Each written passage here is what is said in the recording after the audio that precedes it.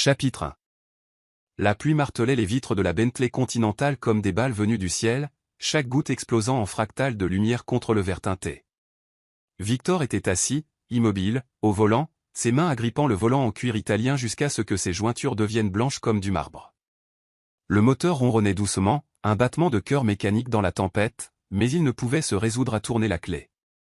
Pas encore. Pas tant que les mots du docteur Hawthorne résonnaient encore dans son crâne comme des cloches d'église sonnant le glas, nombre de spermatozoïdes sévèrement compromis, très faible chance de conception naturelle sans intervention médicale.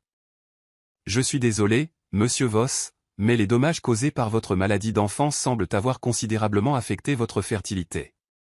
35 ans, maître d'un empire d'1 milliard de dollars s'étendant des hôtels de luxe de Dubaï à Manhattan, des entreprises technologiques qui faisaient bouger les marchés d'un simple communiqué de presse, des portefeuilles immobiliers qui pourraient acheter de petits pays, et pourtant il ne pouvait pas créer la seule chose qui comptait plus que toute sa richesse accumulée, un enfant. L'enseigne au néon de la clinique de fertilité se reflétait dans son rétroviseur, projetant des ombres roses et bleues sur ses traits ciselés. Même dans la dévastation, Victor était beau à la manière des anciens maîtres qui peignaient des anges ou des pommettes saillantes, des yeux gris d'orage, des cheveux sombres rejetés en arrière sur un visage qui avait fait la couverture des magazines lorsqu'il avait été nommé l'un des célibataires les plus convoités d'Amérique. Ce titre sonnait maintenant comme une moquerie. Son téléphone vibra contre la console. Isabella, sa femme depuis 3 ans, l'ancienne Miss Massachusetts qui avait fait irruption dans sa vie avec ses cheveux dorés et ses sourires calculés. Elle serait maintenant dans leur manoir de Beacon Hill, choisissant probablement le vin pour une autre réception caritative, où elle dépenserait son argent et se prélasserait dans le crédit social de son succès. La pensée de lui annoncer le diagnostic du docteur Hawthorne lui tordit l'estomac comme une corde. Il avait épousé Isabella, croyant qu'elle voulait les mêmes choses que lui. Une famille, des enfants riant dans leur manoir de 15 pièces, de petits pieds courants dans les jardins que sa mère avait plantés avant que le cancer ne l'emporte quand il avait 12 ans. Mais dernièrement, il avait commencé à soupçonner que l'intérêt d'Isabella pour les enfants ne s'étendait qu'à leur potentiel pour assurer sa position de mère de son héritier. La prise de conscience qu'il n'y aurait peut-être jamais d'héritier la dévasterait ou mettrait fin à leur mariage. Cette pensée le glaça plus que la tempête d'octobre. Le tonnerre gronda au-dessus de sa tête comme du bois qui se fend. Victor tourna finalement la clé de contact, ayant besoin de bouger, besoin d'échapper au poids suffocant de sa nouvelle réalité.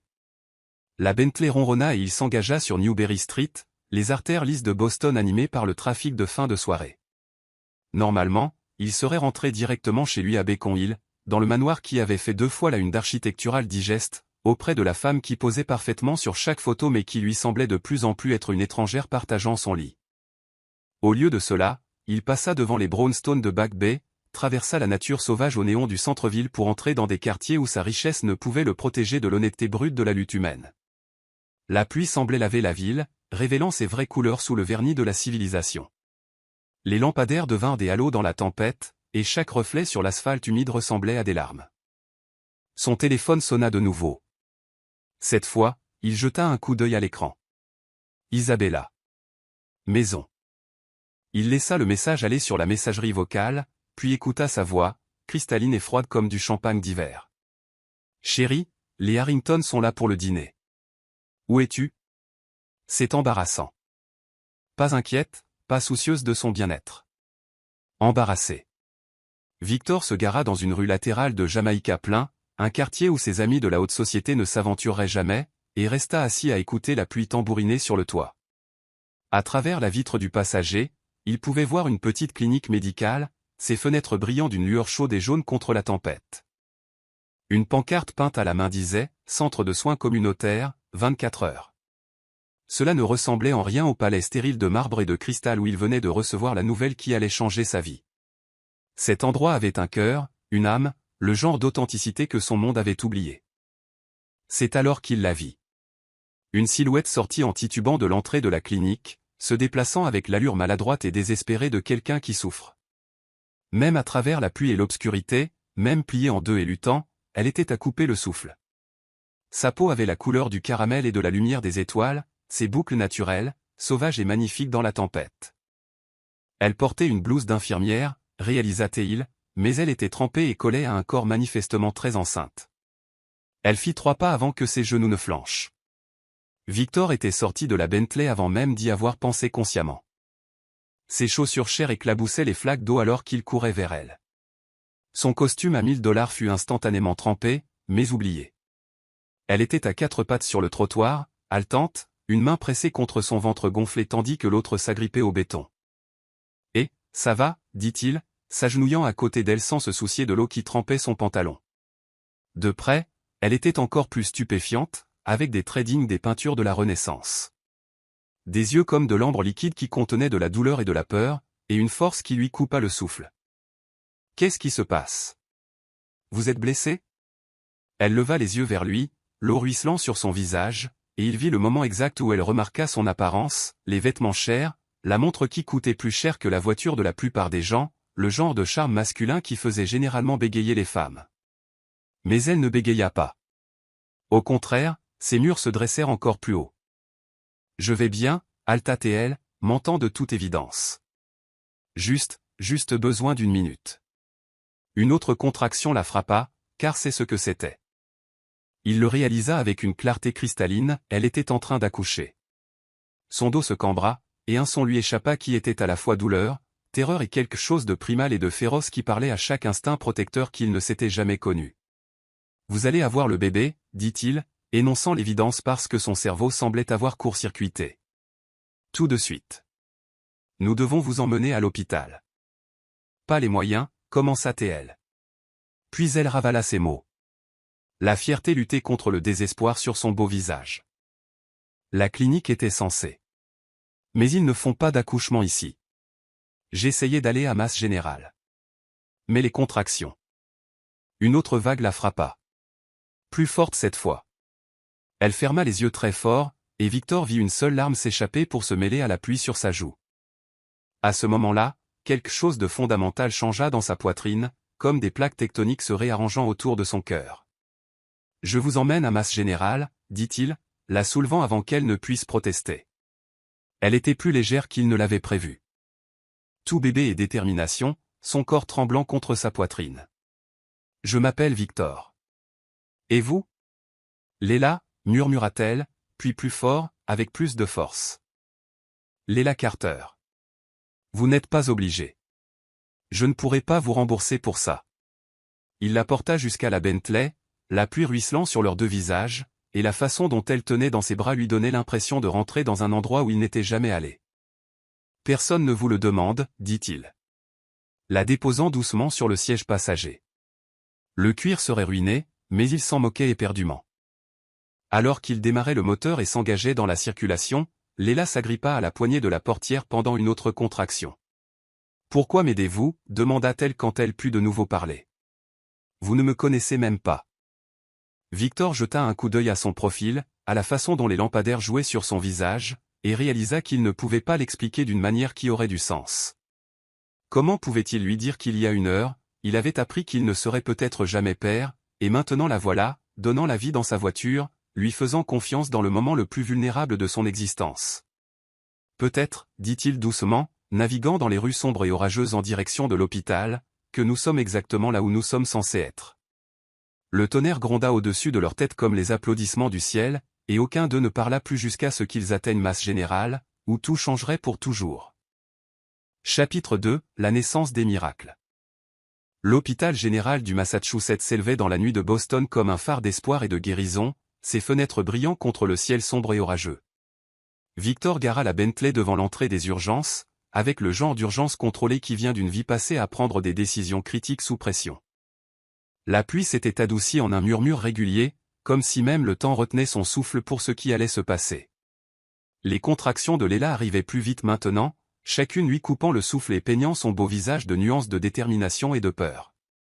Elle s'était tue pendant les 10 minutes de trajet, les mains pressées contre son ventre gonflé, ses yeux ambrés concentrés sur la danse ancienne entre la mère et l'enfant qui commençait ses derniers mouvements. « Nous sommes arrivés » dit doucement Victor en s'arrêtant devant la baie des urgences. Avant qu'elle ne puisse protester ou insister sur le fait qu'elle pouvait marcher, il était de l'autre côté de la voiture et la soulevait du siège passager. Elle semblait différente dans ses bras maintenant, pas seulement le poids de sa grossesse, mais quelque chose d'indéfinissable, comme si l'intensité partagée de leur course folle à travers la tempête avait créé un lien entre eux qui transcendait les frontières des étrangers. Les portes automatiques s'ouvrirent dans un sifflement, et soudain ils se trouvèrent dans le monde lumineux et aseptisé de l'hôpital. Une infirmière au bureau de triage leva les yeux de son ordinateur, jeta un coup d'œil à l'état de Léla et appela immédiatement un fauteuil roulant et une équipe d'obstétrique. « À quelle fréquence sont les contractions ?» demanda l'infirmière efficacement, aidant Léla à s'asseoir dans le fauteuil roulant tandis que Victor restait à proximité, incertain de son rôle mais ne voulant pas partir. 2 minutes, haleta Léla. Peut-être moins. Je pense que les bébés arrivent maintenant. Bébé, répéta l'infirmière, les sourcils levés. Pluriel. Des jumeaux, confirma Léla. Et Victor sentit quelque chose palpiter dans sa poitrine qui était à la fois de l'excitation, de la terreur et entièrement écrasant. Des jumeaux. 2 vies sur le point d'entrer dans le monde, et d'une manière ou d'une autre, il était là pour en être témoin. Ils poussèrent Léla vers l'ascenseur, et Victor se retrouva à suivre, ses chaussures chair grinçant sur le sol en linoléum. L'infirmière lui jeta un regard interrogateur. Il est, commença Léla. Puis elle sembla réaliser qu'elle ne savait pas comment terminer cette phrase. Il n'était pas son mari, pas le père, pas même quelqu'un qu'elle connaissait il y a 1 heure. Mais il était là, et en ce moment, cela semblait suffire. Il m'a amené ici. Êtes-vous le père ? Demanda directement le docteur Lin, l'obstétricien de garde, à Victor alors qu'ils atteignaient la maternité. Non, dit doucement Victor. Juste un ami qui était au bon endroit au bon moment. Le docteur Lin hocha la tête, déjà concentré sur les besoins médicaux de Léla. Nous allons devoir vous emmener immédiatement en salle d'accouchement. Ces bébés n'attendent personne. Ce qui suivit fut un tourbillon de chaos contrôlé. Des infirmières apparaissant avec du matériel, des moniteurs étant attachés. Léla étant aidée à enfiler une blouse d'hôpital pendant que Victor attendait dehors dans le couloir, faisant les 100 pas comme un futur père, bien qu'il n'ait aucun droit à ce titre. À travers la porte entr'ouverte, il pouvait entendre la voix calme et professionnelle du docteur Lin guidant Léla tout au long du processus. Le premier bébé est en train de sortir. C'est le moment. Léla. Poussez fort à la prochaine contraction.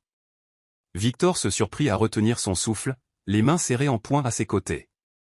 Il avait négocié des contrats de plusieurs millions de dollars sans transpirer, avait fait des présentations à des conseils d'administration pleins d'investisseurs hostiles avec un sang-froid parfait, mais attendre dans ce couloir d'hôpital, pendant qu'une femme qu'il connaissait à peine mettait une nouvelle vie au monde, le bouleversait complètement. Un cri déchira l'air aigu, clair et absolument parfait, le son d'un bébé prenant sa première respiration, annonçant son arrivée à l'univers avec une surprise indignée. C'est une fille, annonça Lin, et Victor sentit des larmes qu'il n'avait pas prévu lui monter aux yeux. Une belle fille en bonne santé. Mais nous n'avons pas encore fini. Le bébé numéro 2 est juste derrière. À travers la porte, il pouvait entendre le rire épuisé de Léla, un son comme de la musique et du soleil et tout ce qu'il y a de beau dans le monde, condensé en pure joie. Stella, murmura-t-elle. Elle s'appelle Stella. 3 minutes plus tard, un autre cri rejoignit le premier, plus profond, plus fort, un son qui semblait ébranler les fondations même de l'hôpital. Et nous avons un garçon, dit le docteur Lin. Un garçon parfait et en bonne santé. Félicitations, maman. Vous avez fait un travail incroyable. Jasper, dit Léla, la voix épaisse de larmes et d'émerveillement. Il s'appelle Jasper. Stella et Jasper. Étoile et trésor. Des noms parfaits pour des bébés parfaits, nés au milieu d'une tempête d'une femme plus forte que quiconque n'avait le droit de l'être. Une infirmière sortit de la salle d'accouchement en souriant. Ils se portent à merveille. La mère et les bébés sont en bonne santé. Voulez-vous les rencontrer ? Victor hésita. Il n'avait aucun droit de s'immiscer dans ce moment des plus intimes. Aucun droit sur ces premières précieuses minutes de nouvelle vie. Mais quelque chose dans la voix de Léla l'appela. « Victor, êtes-vous toujours là ?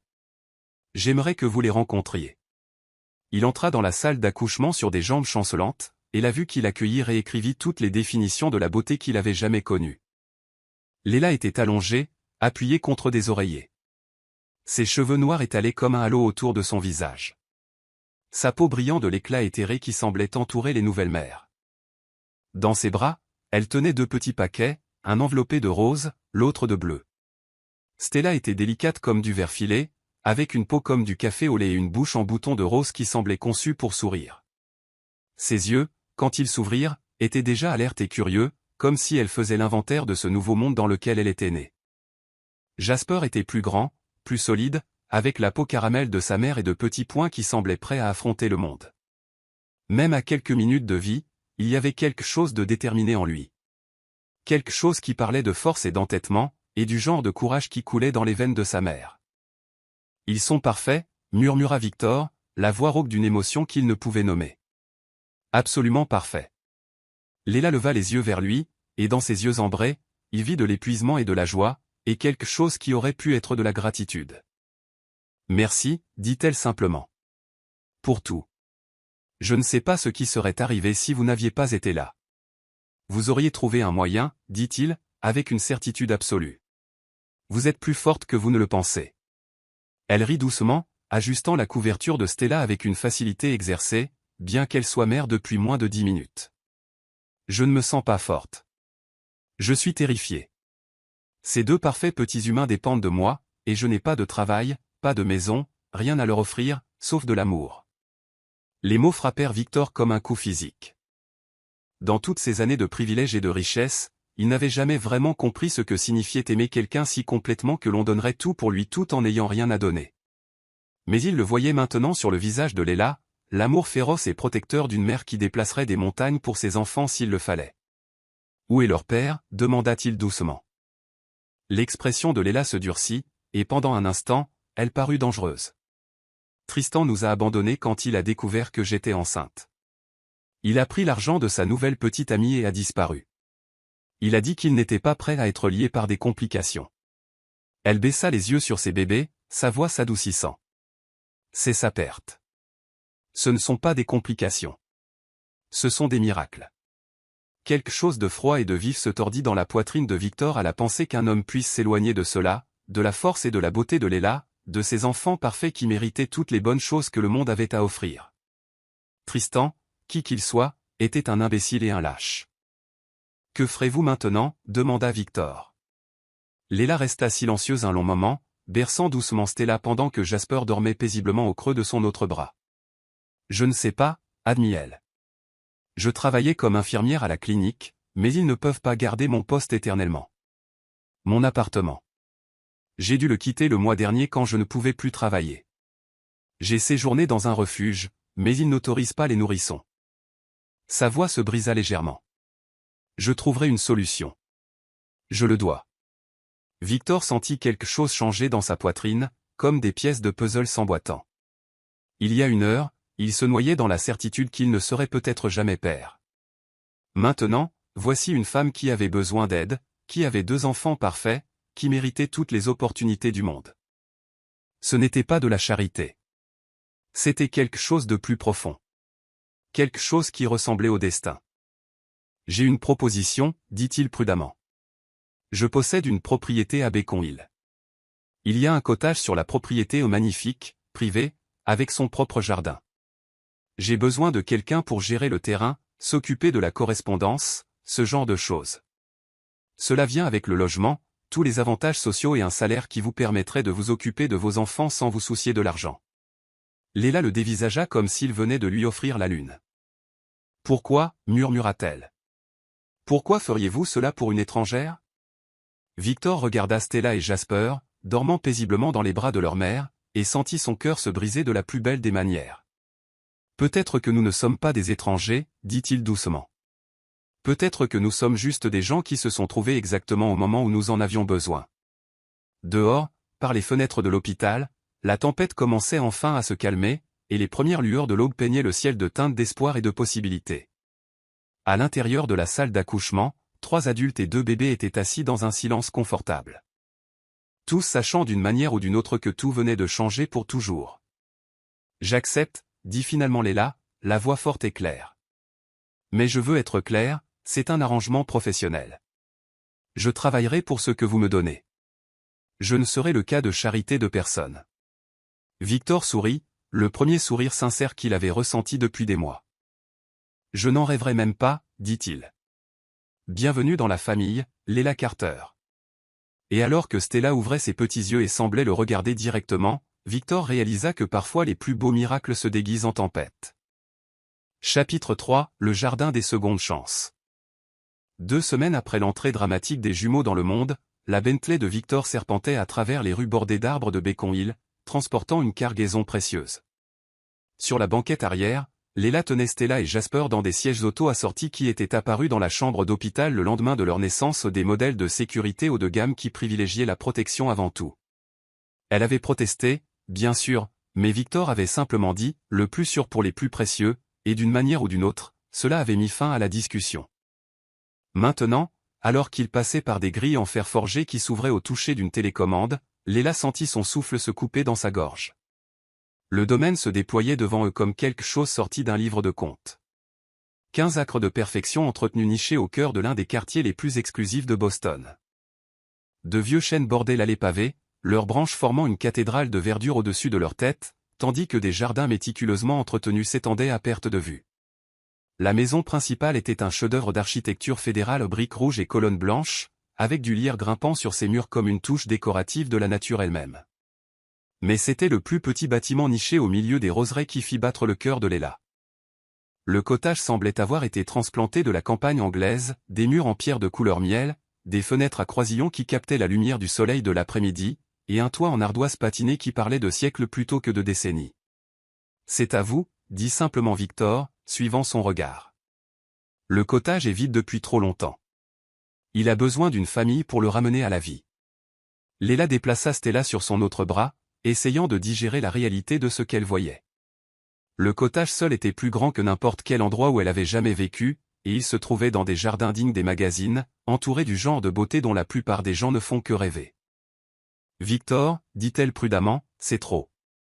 Je ne peux absolument pas accepter. »« Vous pouvez, et vous le ferez, » interrompit-il, mais doucement. « Léla, je me sens seule dans cette grande maison depuis 3 ans. Vous avoir, vous et les bébés, ici n'est pas de la charité. C'est de la santé mentale.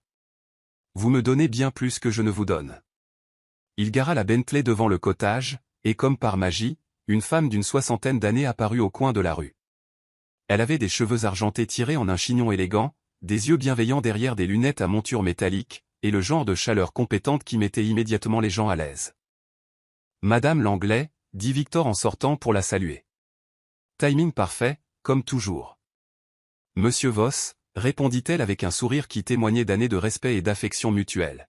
« J'attendais avec impatience de rencontrer nos nouveaux résidents. » Léla sortit de la voiture plus lentement, s'habituant encore à se déplacer avec 2 nourrissons et un corps qui se remettait de l'accouchement. Madame Langlais s'avança immédiatement non pas pour aider avec les bébés, elle était trop sage pour cette présomption, mais simplement pour offrir sa présence comme soutien. « Vous devez être Léla, » dit-elle chaleureusement. « Je suis Margaret Langlais, la gérante du domaine. J'ai préparé le cottage pour votre arrivée, bien que je soupçonne que vous voudrez faire vos propres ajustements une fois que vous serez installé.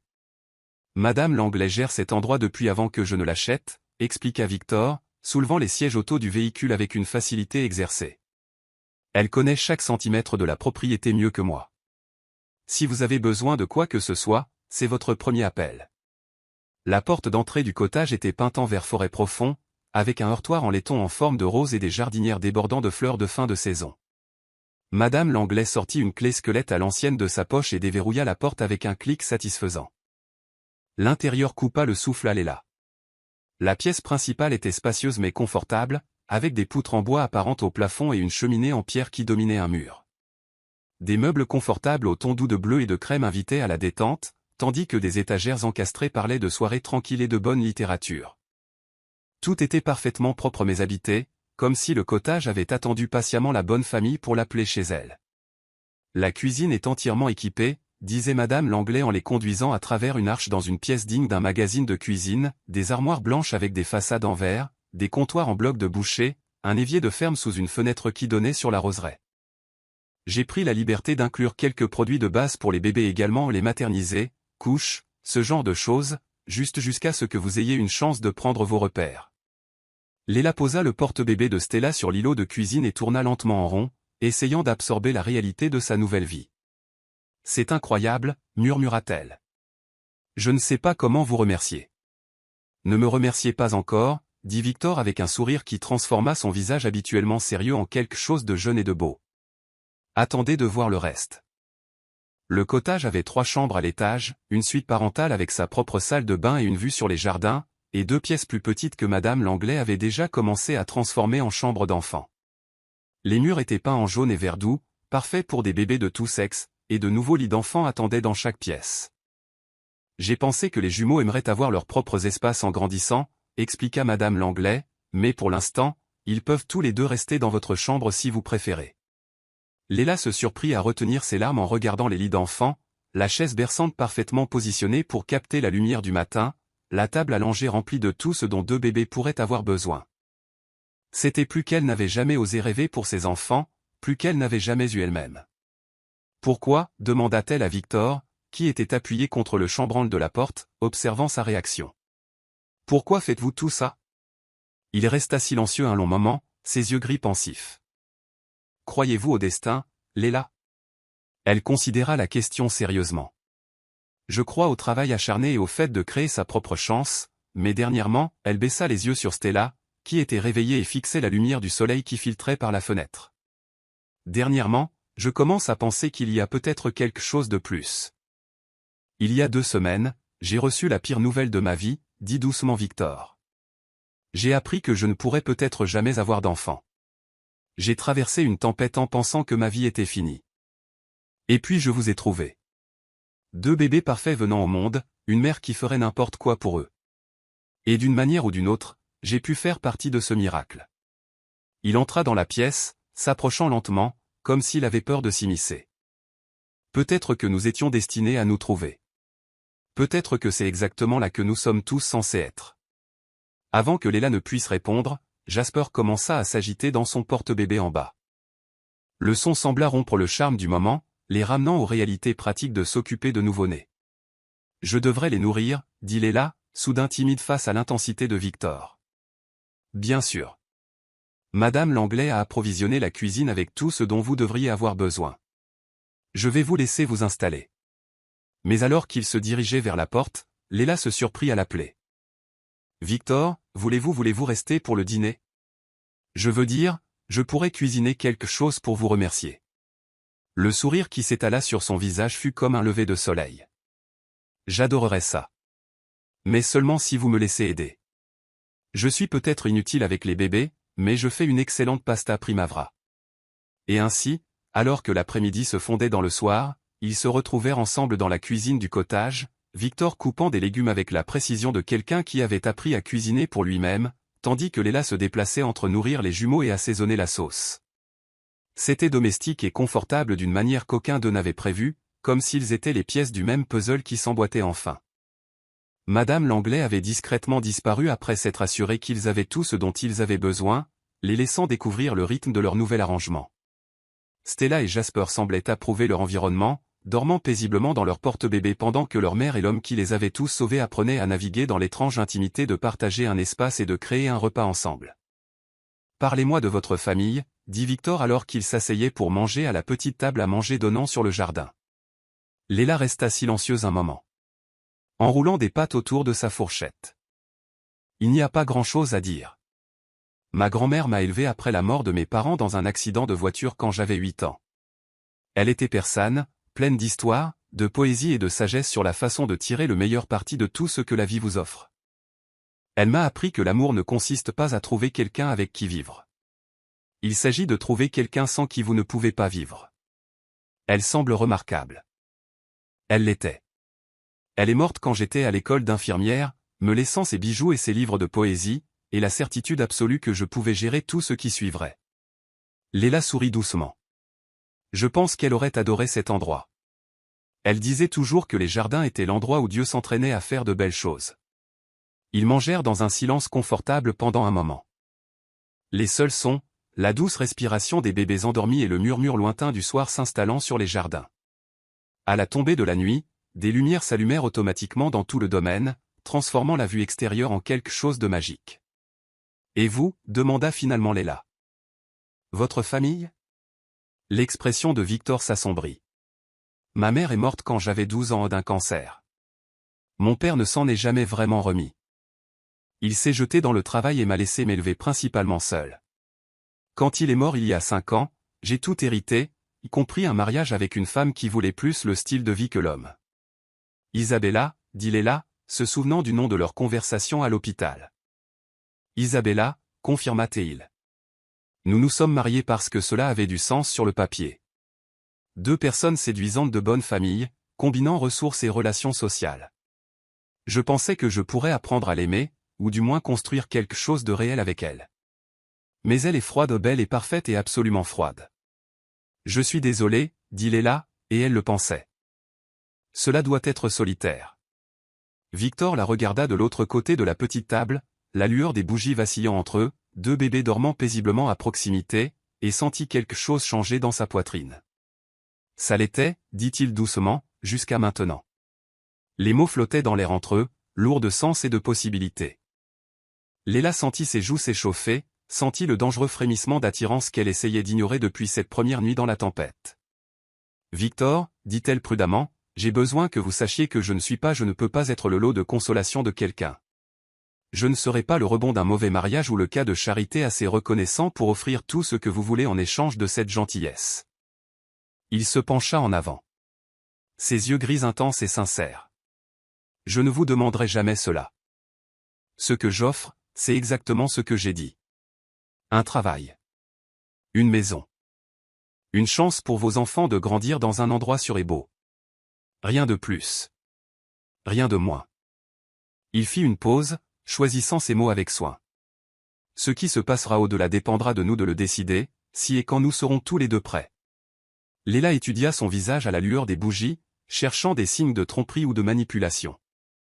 Mais tout ce qu'elle vit fut de l'honnêteté et quelque chose qui aurait pu être de l'espoir.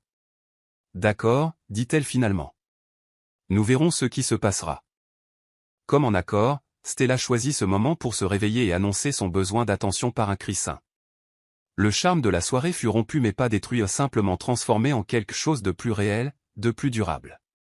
Victor aida à débarrasser la table pendant que Léla s'occupait des bébés, et quand il fut temps pour lui de retourner à la maison principale, il l'embrassa doucement sur le front, comme une bénédiction. « Bienvenue à la maison, Léla » murmura-t-il. Et pour la première fois de sa vie d'adulte, elle eut vraiment l'impression d'être chez elle. Chapitre 4 – Danser sous la lumière des étoiles. 8 mois s'étaient écoulés depuis que Léla et les jumeaux avaient fait du cottage leur maison, et l'automne peignait le domaine de teintes d'or et de pourpre qui lui coupait le souffle. Chaque matin, Stella et Jasper étaient passés de minuscules paquets à de véritables petites personnes. Stella, avec ses yeux ambrés contemplatifs et ses traits délicats. Jasper, avec sa mâchoire déterminée et ses membres robustes, qui promettaient qu'il serait grand comme sa mère. Il rampait partout maintenant et se hissait sur les meubles, Jasper ayant fait ses premiers pas hésitants la semaine dernière. Leur développement avait donné à Léla quelque chose qu'elle n'avait pas eu depuis leur naissance. Du temps pour penser. Pour respirer. Pour se souvenir qu'elle était plus que juste « maman ». L'arrangement de travail s'était installé dans un rythme confortable. Léla gérait la correspondance de Victor, coordonnait avec le personnel de jardinage et s'occupait des détails sans fin qui accompagnaient l'entretien d'une propriété comme la leur. C'était un travail qui stimulait son esprit sans surcharger son emploi du temps, lui permettant d'être présente pour ses enfants tout en contribuant de manière significative au foyer. Mais c'étaient les moments imprévus qui étaient devenus la partie la plus précieuse de ses journées, comme découvrir que Victor jouait du piano.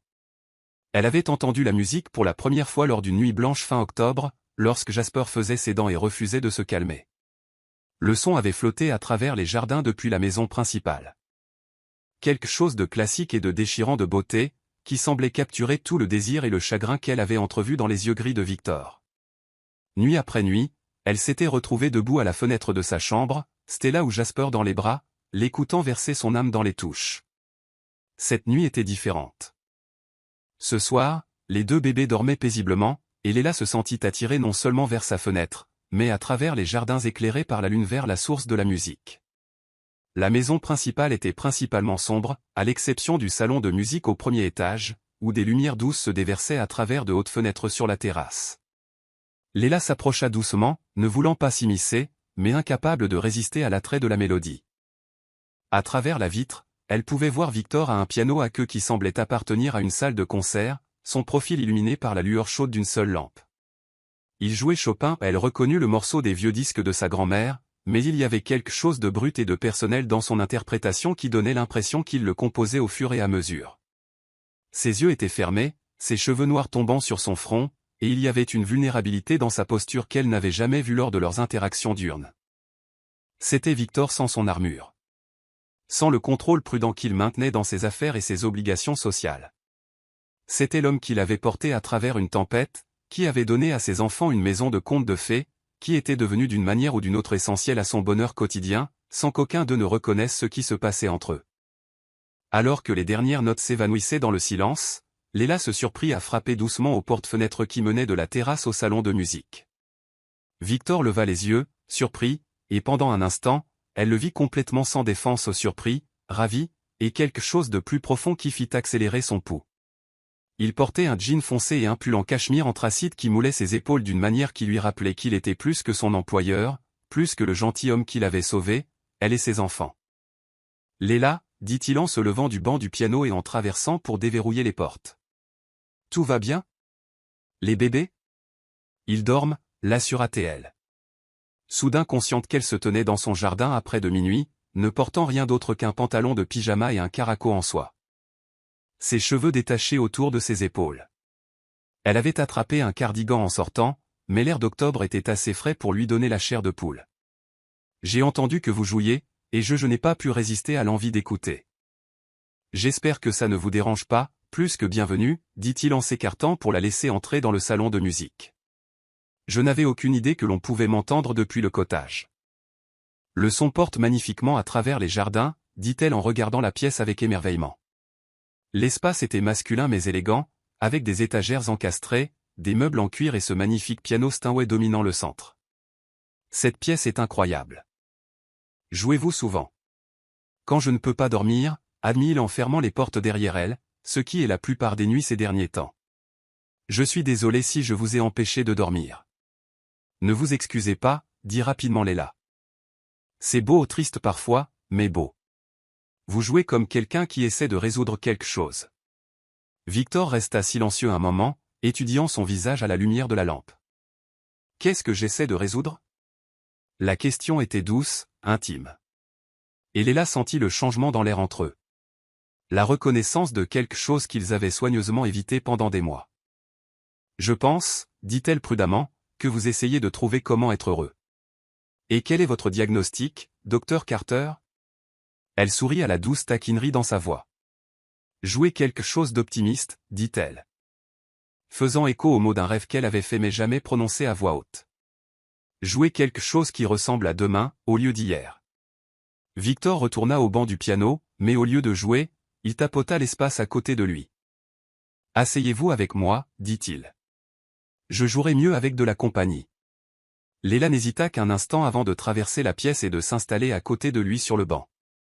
L'espace était intime, leurs cuisses se frôlant, sa chaleur rayonnant à travers le cachemire de son pull.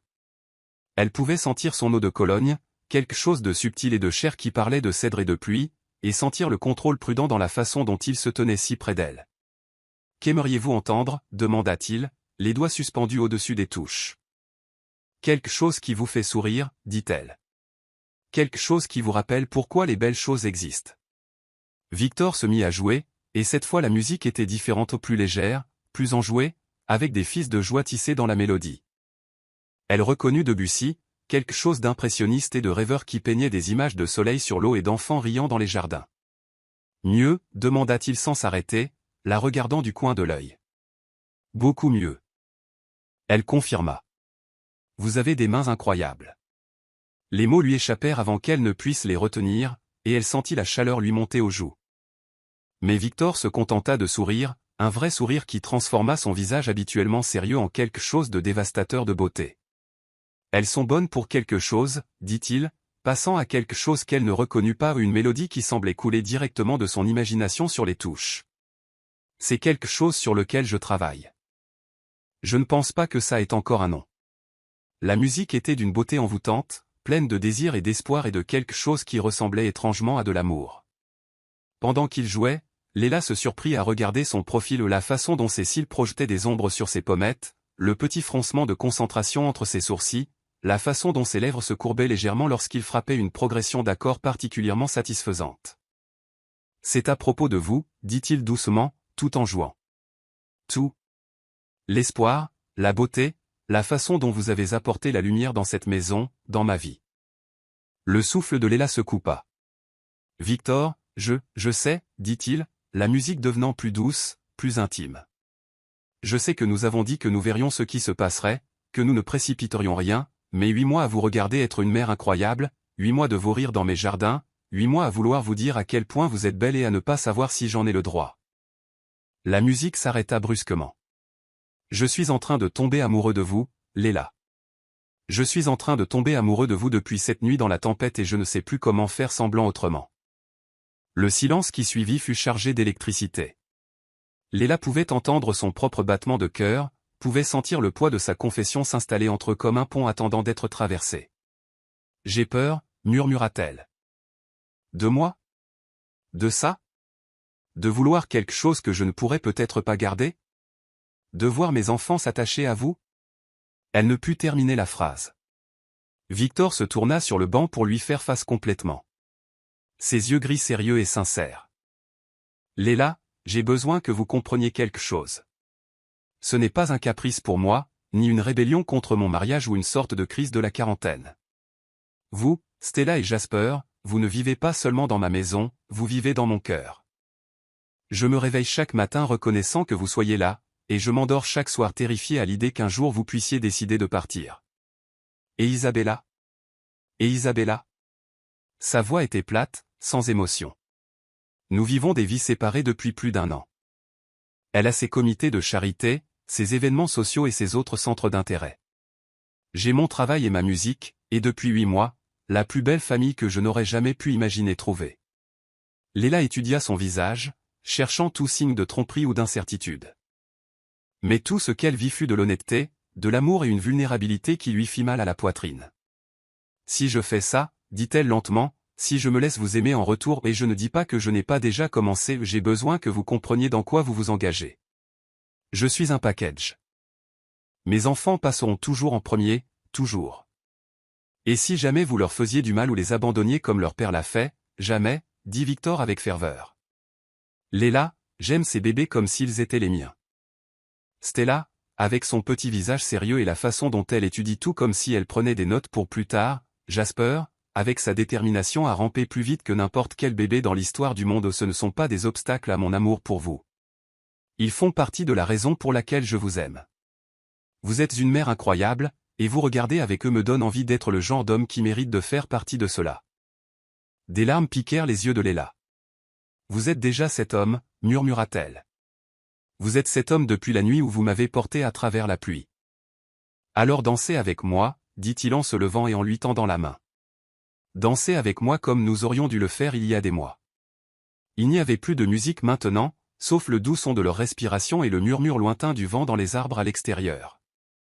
Mais alors que Léla plaçait sa main dans la sienne et le laissait la prendre dans ses bras, elle pouvait entendre quelque chose de mieux que n'importe quelle mélodie, le son de son propre cœur, décidant enfin de faire à nouveau confiance. Ils se déplacèrent lentement ensemble, se balançant à la lumière de la lampe, sa tête trouvant sa place naturelle contre son épaule, sa main chaude et sûre sur le bas de son dos. À travers les hautes fenêtres, les étoiles tournaient au-dessus de leur tête comme des témoins de leur début, et le jardin s'étendait autour d'eux comme une promesse de tous les beaux lendemains qu'ils pourraient construire ensemble.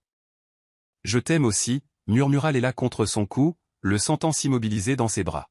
« J'ai essayé de ne pas le faire, mais je t'aime aussi. » Victor se recula pour la regarder, son visage rayonnant de joie et de soulagement, et quelque chose qui ressemblait étrangement à des larmes. « Dis-le encore » demanda-t-il. Sa voix rauque d'émotion. « Je t'aime, Victor Voss » dit-elle clairement en se mettant sur la pointe des pieds pour presser son front contre le sien. « J'aime ta musique et ta gentillesse et la façon dont tu lis des histoires pour dormir à des bébés qui ne sont même pas les tiens.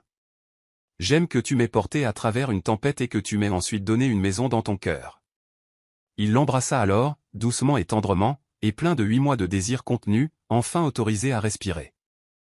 Elle avait le goût de l'espoir et donnait l'impression de rentrer à la maison. Et quand ils se séparèrent enfin, ils souriaient tous les deux à travers leurs larmes. « Alors, qu'est-ce qui se passe maintenant » demanda Léla. Sa main toujours crispée sur son pull.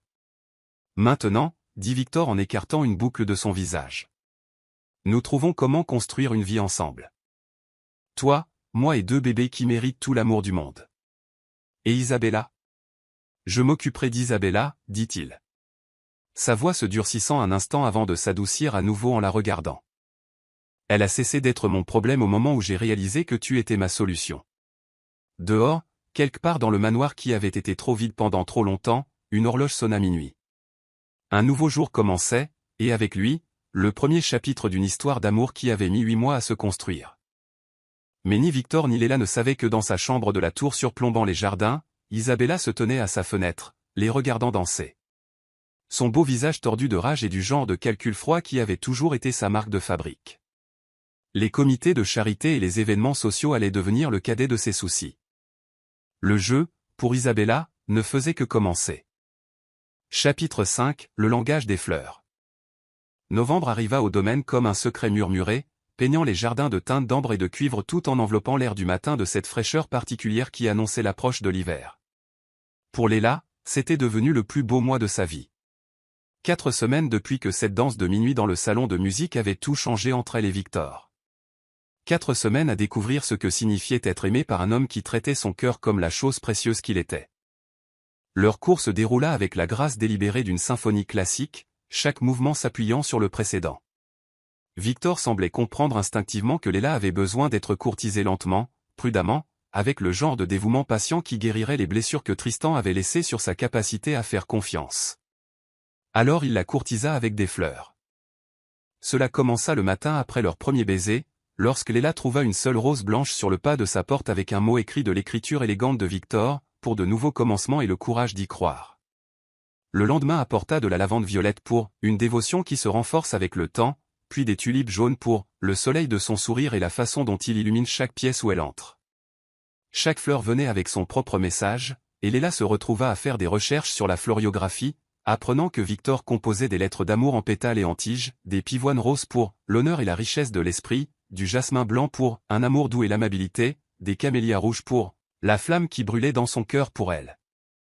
Elle commença à répondre de la même manière, lui laissant du café et des notes manuscrites avec des vers de poésie persane que sa grand-mère lui avait appris, des vers qui parlaient d'un amour aussi patient que les montagnes et aussi féroce que les tempêtes du désert.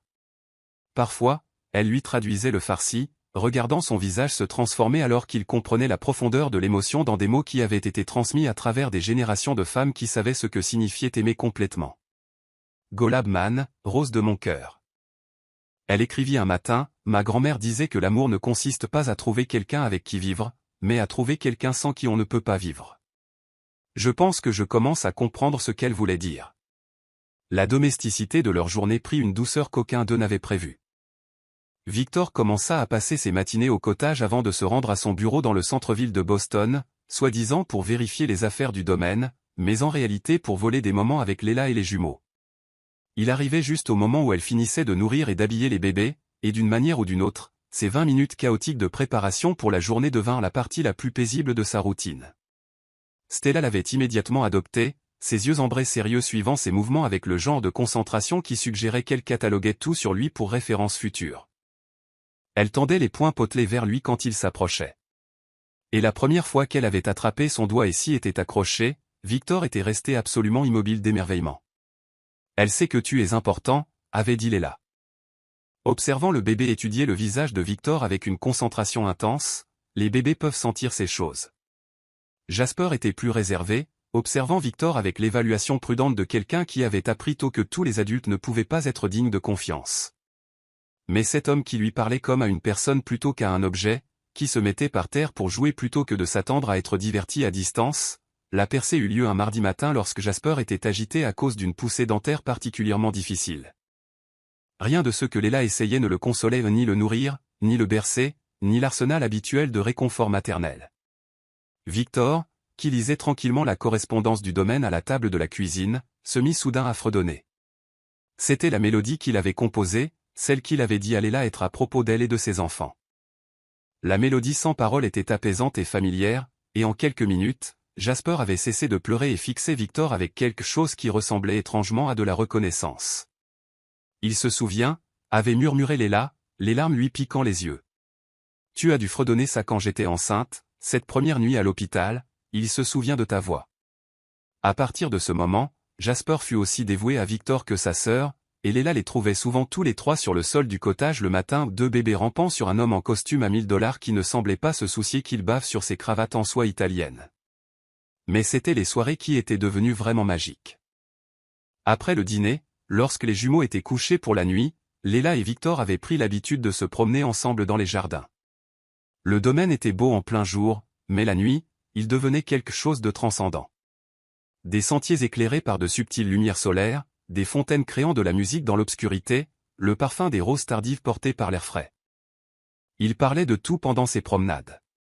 Victor racontait des histoires de son enfance solitaire, de sa relation compliquée avec le succès, de ses rêves de créer quelque chose de significatif dans sa vie, au-delà de la simple accumulation de richesses. Léla parlait de la sagesse de sa grand-mère, de ses années d'infirmière, de ses peurs et de ses espoirs pour l'avenir de Stella et Jasper. « Parle-moi de Tristan », dit Victor un soir alors qu'ils étaient assis sur un banc près de la fontaine. Regardant la lune danser sur l'eau, Léla resta silencieuse un long moment, réfléchissant à ce qu'elle devait partager. « Il était charmant », dit-elle finalement.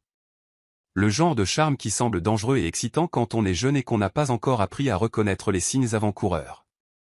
Il avait quelques années de plus, travaillait dans la finance, avait toujours de l'argent pour des dîners chers et des week-ends. Je pensais que j'étais sophistiqué de sortir avec quelqu'un comme lui. Qu'est-ce qui a changé? J'ai grandi, dit-elle simplement, et je suis tombée enceinte. Au moment où je lui ai parlé des jumeaux, c'est comme si un interrupteur avait été actionné. Soudain, je n'étais plus sa petite amie excitante. J'étais un problème à résoudre. Il a proposé de payer pour un avortement, et quand j'ai refusé, il s'est mis en colère. Il a dit que j'essayais de le piéger, qu'il n'était pas prêt à être lié par des complications. La mâchoire de Victor se serra. Il a appelé vos enfants des complications. Ces enfants, corrigea Léla, biologiquement de toute façon. Mais oui, c'est exactement comme ça qu'il les a appelés. Deux petites âmes parfaites, et il ne les voyait que comme des obstacles à sa liberté. Elle se tourna pour regarder Victor au clair de lune. C'est là que j'ai su que je ne pouvais pas faire en sorte que ça marche avec lui, peu importe à quel point j'avais cru l'aimer. Quiconque pouvait considérer une nouvelle vie comme un fardeau au lieu d'une bénédiction n'était pas quelqu'un que je voulais dans la vie de mes enfants. C'est un imbécile, dit Victor avec ferveur. Un imbécile complet et total. C'est sa perte, convint Léla, faisant écho aux mots qu'elle avait prononcés à l'hôpital la nuit de la naissance des jumeaux. Mais je suis reconnaissante, d'une certaine manière. S'il était resté, s'il avait été le genre d'homme qui pouvait les aimer correctement, je ne t'aurais jamais rencontré. Victor prit sa main, entrelaçant leurs doigts dans un geste qui était devenu aussi naturel que de respirer. Crois-tu vraiment ça? Que nous étions destinés à nous trouver. Je crois en beaucoup de choses auxquelles je ne croyais pas il y a un an, dit Léla en s'appuyant contre son épaule. Je crois que parfois des choses terribles arrivent pour vous mettre exactement là où vous devez être pour que quelque chose de beau commence. Je crois que l'amour n'est pas toujours planifié, pratique ou sensé, mais cela ne le rend pas moins réel. Et je crois que certaines âmes se reconnaissent au moment où elles se rencontrent, même s'il faut un peu plus de temps à l'esprit pour rattraper son retard. Mon âme t'a reconnu, dit doucement Victor. Cette nuit dans la tempête, quand je t'ai vu te battre pour mettre tes bébés au monde, quelque chose en moi a juste reconnu quelque chose en toi, comme si j'avais attendu toute ma vie ce moment sans le savoir. Ils restèrent assis dans un silence confortable pendant un moment, écoutant la fontaine et le son lointain des oiseaux de nuit s'installant dans les arbres. La maison principale brillait doucement au loin, la plupart de ses fenêtres sombres à l'exception de la lumière dans la suite d'Isabella. Léla essaya de ne pas penser à la femme de Victor, à la confrontation qui allait sûrement arriver, à la précarité de son bonheur. « À quoi penses-tu » demanda Victor, suivant son regard vers la maison. « À la réalité. » Léla admit, ça ressemble parfois à un rêve, trop beau pour être vrai. Une partie de moi continue d'attendre que quelque chose tourne mal. Et si rien ne tournait mal, demanda-t-il. Et si ce n'était que le début de tout ce qui va bien? Avant qu'elle ne puisse répondre, le téléphone de Léla vibra avec un message texte. Elle jeta un coup d'œil à l'écran et sentit son sang se glacer. Le message provenait d'un numéro inconnu, mais elle reconnut immédiatement le ton arrogant. J'ai entendu que tu jouais à la maison avec un homme riche.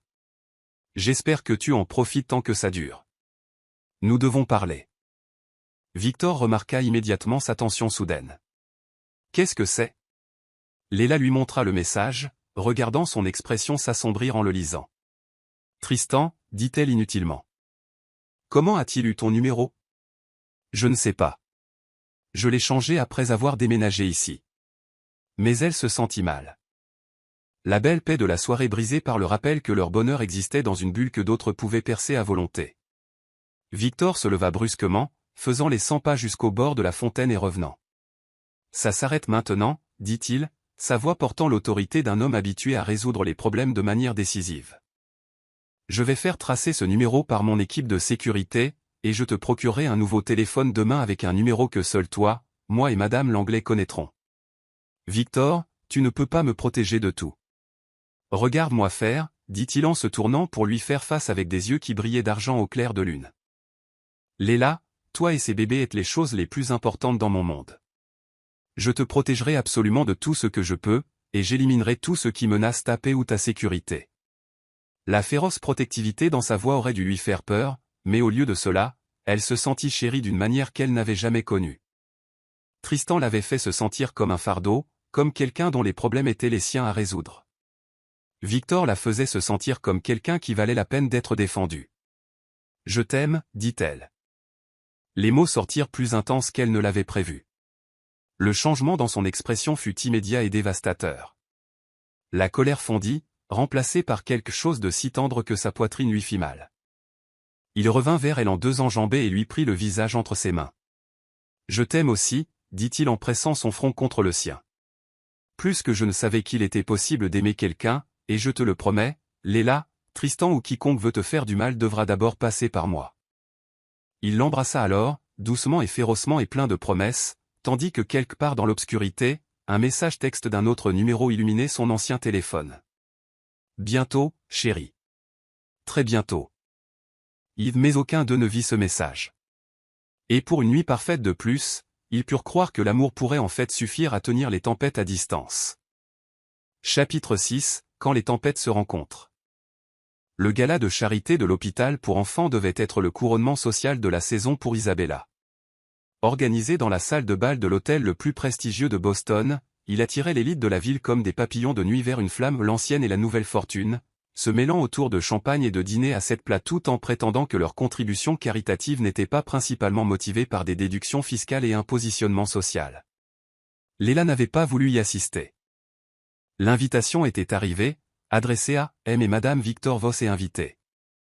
Et même si Victor avait clairement indiqué quel serait son invité, toute la situation ressemblait à entrer dans la fosse au lion vêtu d'un costume en viande. Tu n'es pas obligé de faire ça. Victor avait dit cela le matin même alors qu'elle se tenait devant le miroir de sa chambre, lissant la soie bleu saphir profond de la robe qu'il avait fait livrer de Saxe. Elle était belle, élégante et sophistiquée sans être tape à accent grave-l'œil.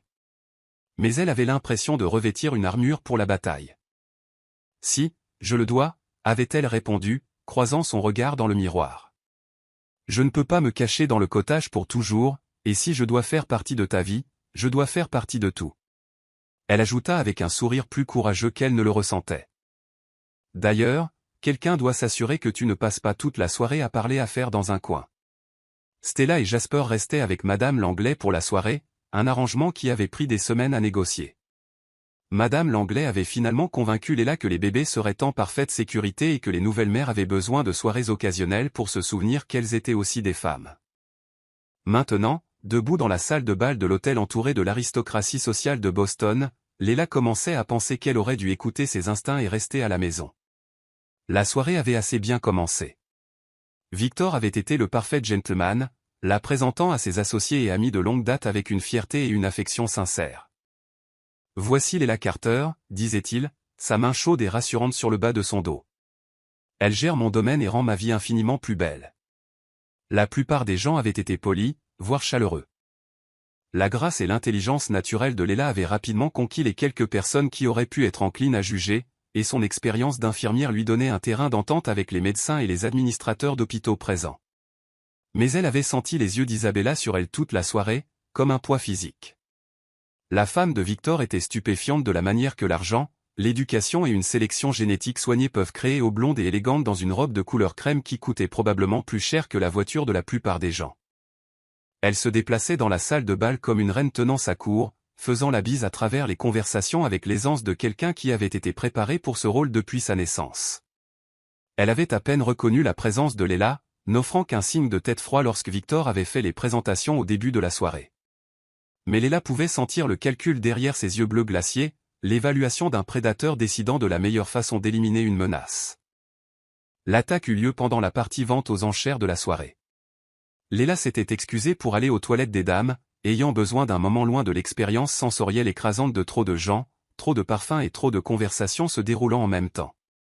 Elle retouchait son rouge à lèvres lorsqu'Isabella entra, sa robe crème bruissant comme des menaces murmurées. « Eh bien, dit Isabella, se positionnant devant le miroir à côté de Léla. « Si ce n'est pas la gérante du domaine. »« Madame Voss, » répondit Léla d'un ton égal, refusant d'être intimidée. « S'il vous plaît, appelez-moi Isabella. Nous sommes pratiquement de la famille maintenant, n'est-ce pas ?» Les mots dégoulinaient d'une fausse douceur. « Je dois dire que vous vous êtes certainement mise à l'aise dans la vie de mon mari et dans sa maison. »« Je vis dans le cottage, » dit Léla prudemment. « Je travaille pour votre mari. » Isabella rit, un son comme du cristal brisé. « Oh, chérie, ne faisons pas semblant que c'est une question de travail. Vous êtes une belle femme avec 2 enfants bâtards et pas d'argent, et mon mari a toujours eu un complexe du sauveur. C'est vraiment assez prévisible quand on y pense. » Une chaleur fulgurante traversa la poitrine de Léla, mais elle garda une voix égale. « Mes enfants ne sont pas des bâtards. Et ce qui se passe entre votre mari et moi ne vous regarde pas, tout ce qui concerne mon mari me regarde, dit Isabella. Son masque tombant enfin pour révéler le calcul froid en dessous. Je suis sa femme. Vous êtes une employée qui a oublié sa place. Votre mariage est terminé depuis des années, dit doucement Léla. Tout le monde le sait. Mon mariage est un contrat légal, répondit Isabella, refermant son poudrier avec une force inutile. Un contrat qui me donne droit à la moitié de tout ce que Victor a construit. Pensez-vous vraiment qu'il va jeter des milliards de dollars pour une infirmière avec une histoire de cas de charité à pleurer? Avant que Léla ne puisse répondre, Isabella se dirigea vers la porte, puis s'arrêta, la main sur la poignée. Profitez de ce soir, ma chère. C'est peut-être la dernière fois que vous serez la bienvenue en société. Léla resta dans les toilettes pendant plusieurs minutes de plus, essayant de calmer son cœur qui battait la chamade et de retrouver son sang-froid. Elle savait que cette confrontation allait arriver, s'y était préparée mentalement pendant des semaines, mais la réalité du venin d'Isabella était plus troublante qu'elle ne l'avait prévu. Lorsqu'elle retourna finalement dans la salle de bal, la vente aux enchères battait son plein. Victor enchérissait sur une semaine dans un complexe de luxe en Toscane, vraisemblablement pour qu'ils y aillent ensemble une fois que tout serait réglé avec Isabella. La pensée aurait dû la ravir, mais les mots d'Isabella résonnaient dans son esprit. Pensez-vous vraiment qu'il va jeter des milliards de dollars? Elle était si perdue dans ses pensées qu'elle ne remarqua pas l'agitation au début. Cela commença par des murmures, puis s'intensifia en le genre de chuchotements excités qui parcourent les événements de la haute société lorsque le scandale est dans l'air. Les gens se tournaient vers l'entrée de la salle de bal. Des téléphones apparaissant malgré la politique supposément stricte de non-médias de l'événement. C'est alors qu'elle le vit. Tristan se tenait à l'entrée de la salle de bal comme s'il en était le propriétaire grand et beau dans un smoking qui lui allait parfaitement. À côté de lui se trouvait une femme que Léla ne reconnaissait pas, blonde, saisissante et portant suffisamment de diamants pour financer un petit pays. La main de la femme était possessivement placée sur le bras de Tristan, et elle scrutait la pièce avec la confiance de quelqu'un habitué à être la personne la plus importante où qu'elle aille. Léla réalisa avec un sentiment de malaise que ce devait être Evelyn Holt, la petite amie avocate qui leur avait d'une manière ou d'une autre obtenu des invitations à l'événement caritatif le plus exclusif de Boston. Léla sentit le sang quitter son visage alors que les yeux de Tristan trouvèrent les siens à travers la pièce bondée. Son sourire était le même sourire charmant et prédateur qui avait autrefois fait battre son pouls et qui maintenant lui retournait l'estomac de terreur. Léla, Victor apparut à ses côtés, suivant son regard horrifié. « Qu'est-ce qui ne va pas?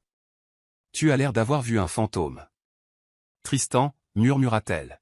« Il est là. » L'expression de Victor passa de l'inquiétude à la fureur en moins d'une seconde. Comment diable est-il entré ici? Avant que Léla ne puisse répondre, Tristan se frayait un chemin à travers la foule vers eux. La femme blonde le suivant comme un accessoire. Les conversations s'éteignirent sur leur passage alors que les gens reconnaissaient le drame qui se déroulait sous leurs yeux.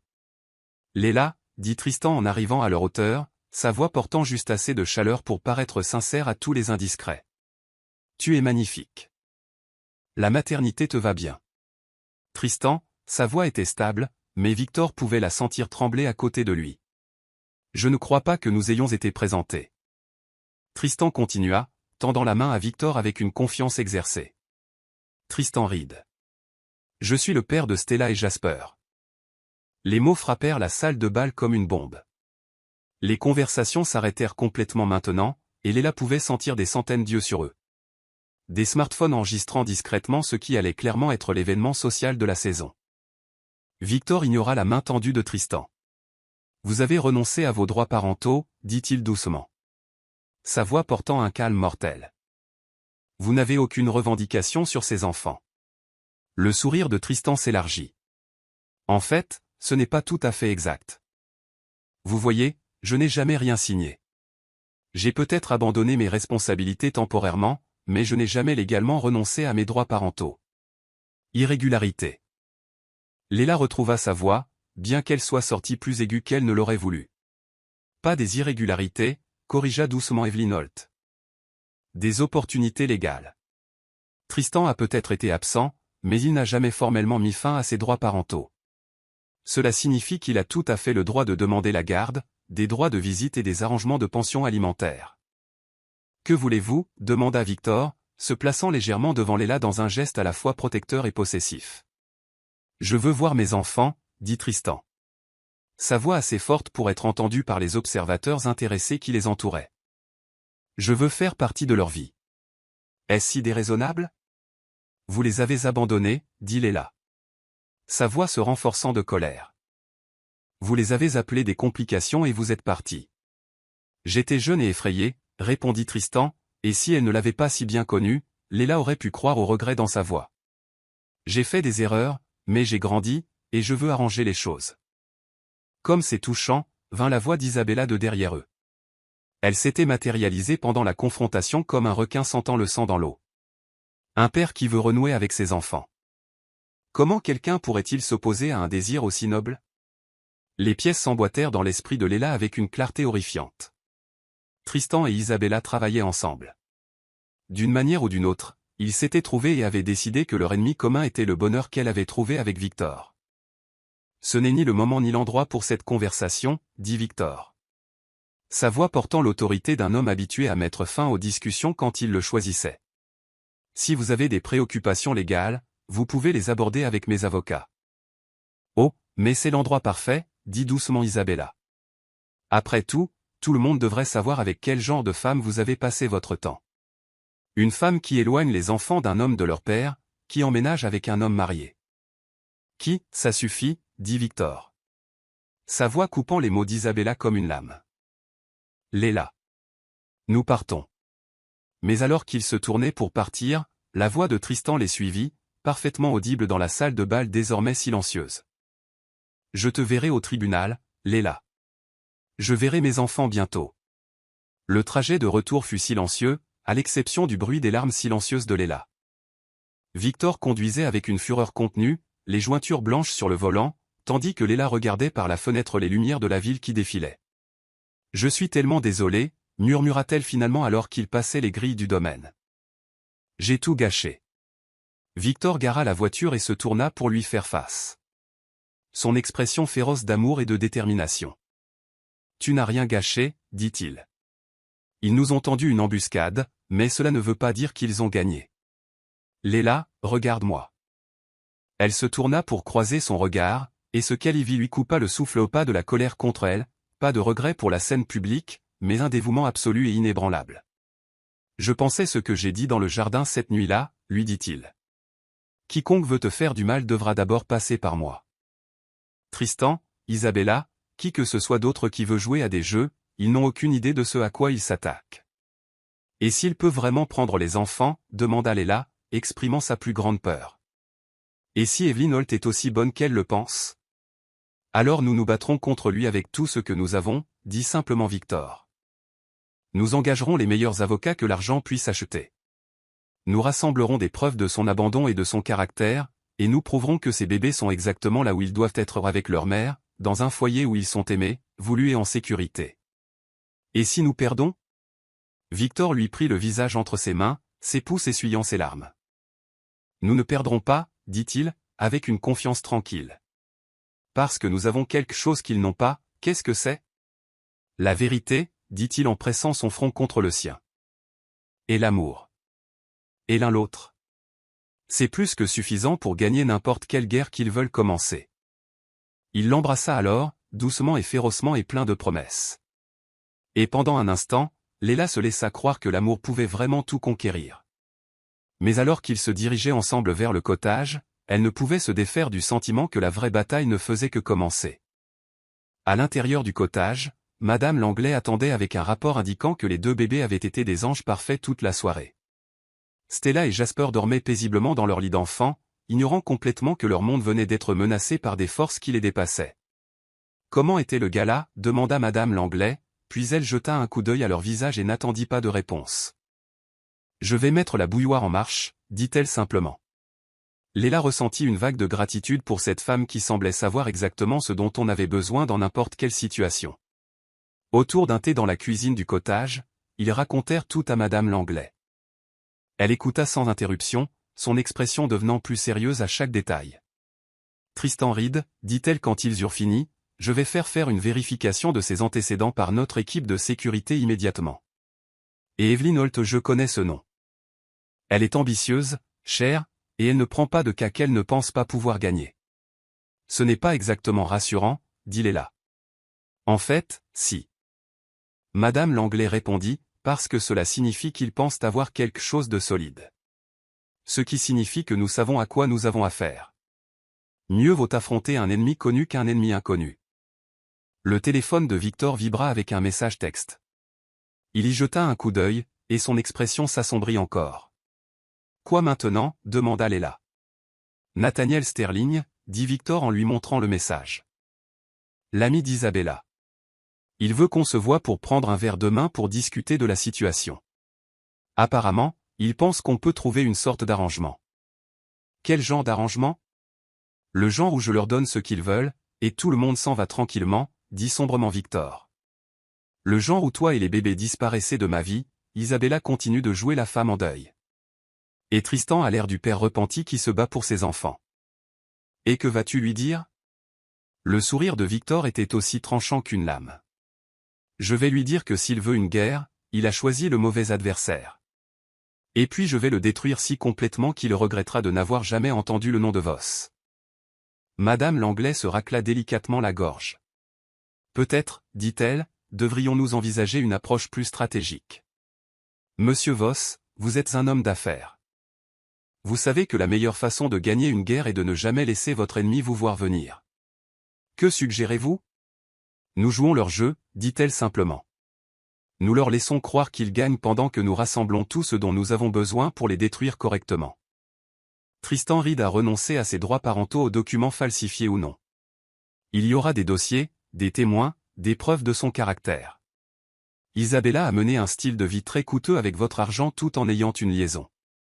Ce genre de comportement laisse des traces. Evelyn Holt est peut-être bonne, mais elle n'est pas infaillible. Un avocat ambitieux prend parfois des raccourcis quand il pense avoir affaire à des cibles faciles. Léla sentit une lueur d'espoir pour la première fois depuis qu'elle avait vu Tristan dans la salle de bal. « Vous pensez que nous pouvons les battre ?» « Je pense, » dit Madame Langlais avec un sourire qui rappela à Léla pourquoi cette femme gérait la vie de Victor si efficacement depuis des années, qu'ils n'ont aucune idée de ce qu'ils viennent de commencer. Monsieur Voss n'a pas bâti un empire d'1 milliard de dollars en reculant devant les combats. Et je n'ai pas passé 30 ans en politique d'entreprise sans apprendre à détruire les gens qui menacent ceux que je protège. Comme si elles avaient été convoquées par leur conversation, le téléphone de Léla sonna au numéro inconnu. Elle regarda Victor, qui hocha sombrement la tête. « Réponds, dit-il. Voyons ce qu'ils veulent. » Léla accepta l'appel et le mit sur haut-parleur. La voix de Tristan emplit la cuisine, douce et confiante. « Léla, ma chérie, j'espère que tu n'es pas trop contrariée par ce soir. Je ne voulais vraiment pas que les choses deviennent dramatiques. Mais parfois, la vérité a une façon de sortir en public. »« Que veux-tu, Tristan » demanda-t-elle, fière que sa voix reste stable. « Je veux voir mes enfants, dit-il. Je veux faire partie de leur vie. Tu peux sûrement comprendre ça. »« Ce que je comprends, répondit Léla, c'est que tu nous as abandonnés quand j'étais enceinte et que tu as renoncé à tes droits pour de l'argent. Ce que je comprends, c'est que tu n'es de retour que parce que tu penses qu'il y a quelque chose à y gagner. Tristan rit et le son lui donna la chair de poule. Oh, Léla, toujours si méfiante. Peut-être que je suis de retour parce que j'ai réalisé l'erreur que j'ai commise. Peut-être que j'ai grandi et que je veux faire ce qu'il faut. Et peut-être que tu travailles avec Isabella Vos pour détruire ma relation avec Victor, dit Léla, décidant de voir comment il réagirait à l'accusation directe. Il y eut une pause. Et quand Tristan parla de nouveau, sa voix avait perdu un peu de son charme exercé. Je ne sais pas de quoi tu parles. Je suis simplement un père qui veut connaître ses enfants. Alors tu peux passer par les voies légales appropriées, dit Victor, parlant pour la première fois, tu peux déposer toutes les requêtes que tu penses avoir des motifs pour et nous te verrons au tribunal. En fait, dit Tristan, sa voix retrouvant sa confiance. J'espérais que nous pourrions trouver un arrangement en privé. Je ne suis pas déraisonnable, Victor. Je comprends que tu te sois attaché à Stella et Jasper. Je n'essaie pas de les enlever complètement. Comme c'est généreux de votre part, dit sèchement Victor. Je suis prêt à être très raisonnable sur les arrangements de garde. Tristan continua. Les week-ends, les vacances, ce genre de choses. Et bien sûr, je m'attendrai à ce que Léla soit raisonnable pour la pension alimentaire rétroactive, étant donné que j'ai manqué les 8 premiers mois de leur vie. Les pièces s'emboîtèrent avec une clarté écœurante. Il ne s'agissait pas du tout de paternité. Il s'agissait d'argent. Tristan voulait établir la paternité pour pouvoir exiger un soutien financier, probablement dans le but de saigner les ressources de Victor pendant qu'Isabella se positionnait pour un règlement de divorce favorable. Alors nous allons au tribunal, dit simplement Léla. Et je me bats pour la garde exclusive. J'ai un excellent avocat. Et je pense qu'un juge pourrait être très intéressé d'entendre parler des arrangements de vie que vous avez créés pour mes enfants ou une femme célibataire vivant avec un homme marié, acceptant des cadeaux coûteux, permettant à ses enfants d'être pris en charge par le personnel de la maison pendant qu'elle joue à se déguiser lors de galas de charité. Vous nous menacez, dit Victor. Sa voix mortellement calme. Je vous offre un choix, corrigea Tristan. Coopération ou litige. Votre décision. La ligne se coupa, les laissant regarder le téléphone dans un silence stupéfait. Eh bien, dit finalement Madame Langlais. Au moins maintenant, nous savons exactement à quoi nous avons affaire. Extorsion, dit sèchement Victor. Ils veulent de l'argent. Et ils utilisent les enfants comme levier. Peuvent-ils gagner, demanda Léla, exprimant la question qui la terrifiait le plus. Madame Langlais resta silencieuse un long moment, réfléchissant. Avec un bon avocat et le bon juge, possiblement. L'optique n'est pas idéale. Vous vivez avec un homme marié, acceptant un soutien qui pourrait être qualifié de paiement pour service. Et Tristan a des droits biologiques qui pourraient être difficiles à contester. Léla sentit son monde basculer. Alors nous leur donnons ce qu'ils veulent? Absolument pas, dit Victor avec ferveur. Nous nous battons. Nous rassemblons des preuves. Nous exposons leurs véritables motifs, et nous protégeons notre famille. Notre famille, répéta Léla, son cœur s'accrochant aux mots. Notre famille, confirma Victor en prenant sa main. Toi, moi, Stella et Jasper. C'est ça, Léla. C'est pour ça que nous nous battons. Comme en réponse à la déclaration de leur père, le cri de Jasper résonna à l'étage pas angoissé, juste réveillé et voulant de l'attention. Léla sourit, malgré tout, le son de la voix de son fils lui rappelant ce qui comptait vraiment. Je devrais aller le voir, dit-elle en se levant. Nous devrions aller le voir, corrigea Victor. Et ensemble, ils montèrent les escaliers pour s'occuper de leurs enfants, laissant Madame Langlais commencer à planifier une guerre qui déterminerait le sort de leur famille non conventionnelle mais parfaite. Dehors, dans les jardins, le vent d'automne bruissait dans les arbres comme des avertissements murmurés. Et dans la maison principale, Isabella se tenait à sa fenêtre, observant les lumières du cottage. Planifiant déjà son prochain coup dans un jeu qu'elle était absolument déterminée à gagner. Chapitre 7, Amour, lettres et guerre juridique. Décembre arriva avec le genre de froid glacial qui gela le port de Boston et transforma les fontaines du domaine en sculptures de glace. Mais à l'intérieur du cottage, la chaleur rayonnait pour bien plus que la simple cheminée crépitante. Elle venait des lettres d'amour qui étaient devenues la bouée de sauvetage de Victor et Léla pendant les 3 semaines qui avaient suivi le gala de charité qui avait fait exploser leur monde privé en scandale public. La bataille juridique avait commencé sérieusement le lundi suivant l'appel téléphonique menaçant de Tristan. Sa petite amie avocate avait déposé des requêtes pour des tests de paternité, une évaluation de la garde et des droits de visite d'urgence. Chaque document était rédigé avec la précision de quelqu'un qui savait exactement comment utiliser le système juridique comme une arme. Les avocats de Victor, les meilleurs que l'argent puisse acheter, ripostaient avec une vigueur égale. Mais le processus était lent, coûteux et émotionnellement dévastateur. Pendant ce temps, les médias avaient flairé l'histoire. La famille secrète du milliardaire, criaient les titres des tabloïds.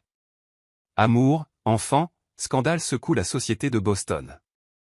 Des photographes avaient commencé à apparaître aux portes du domaine.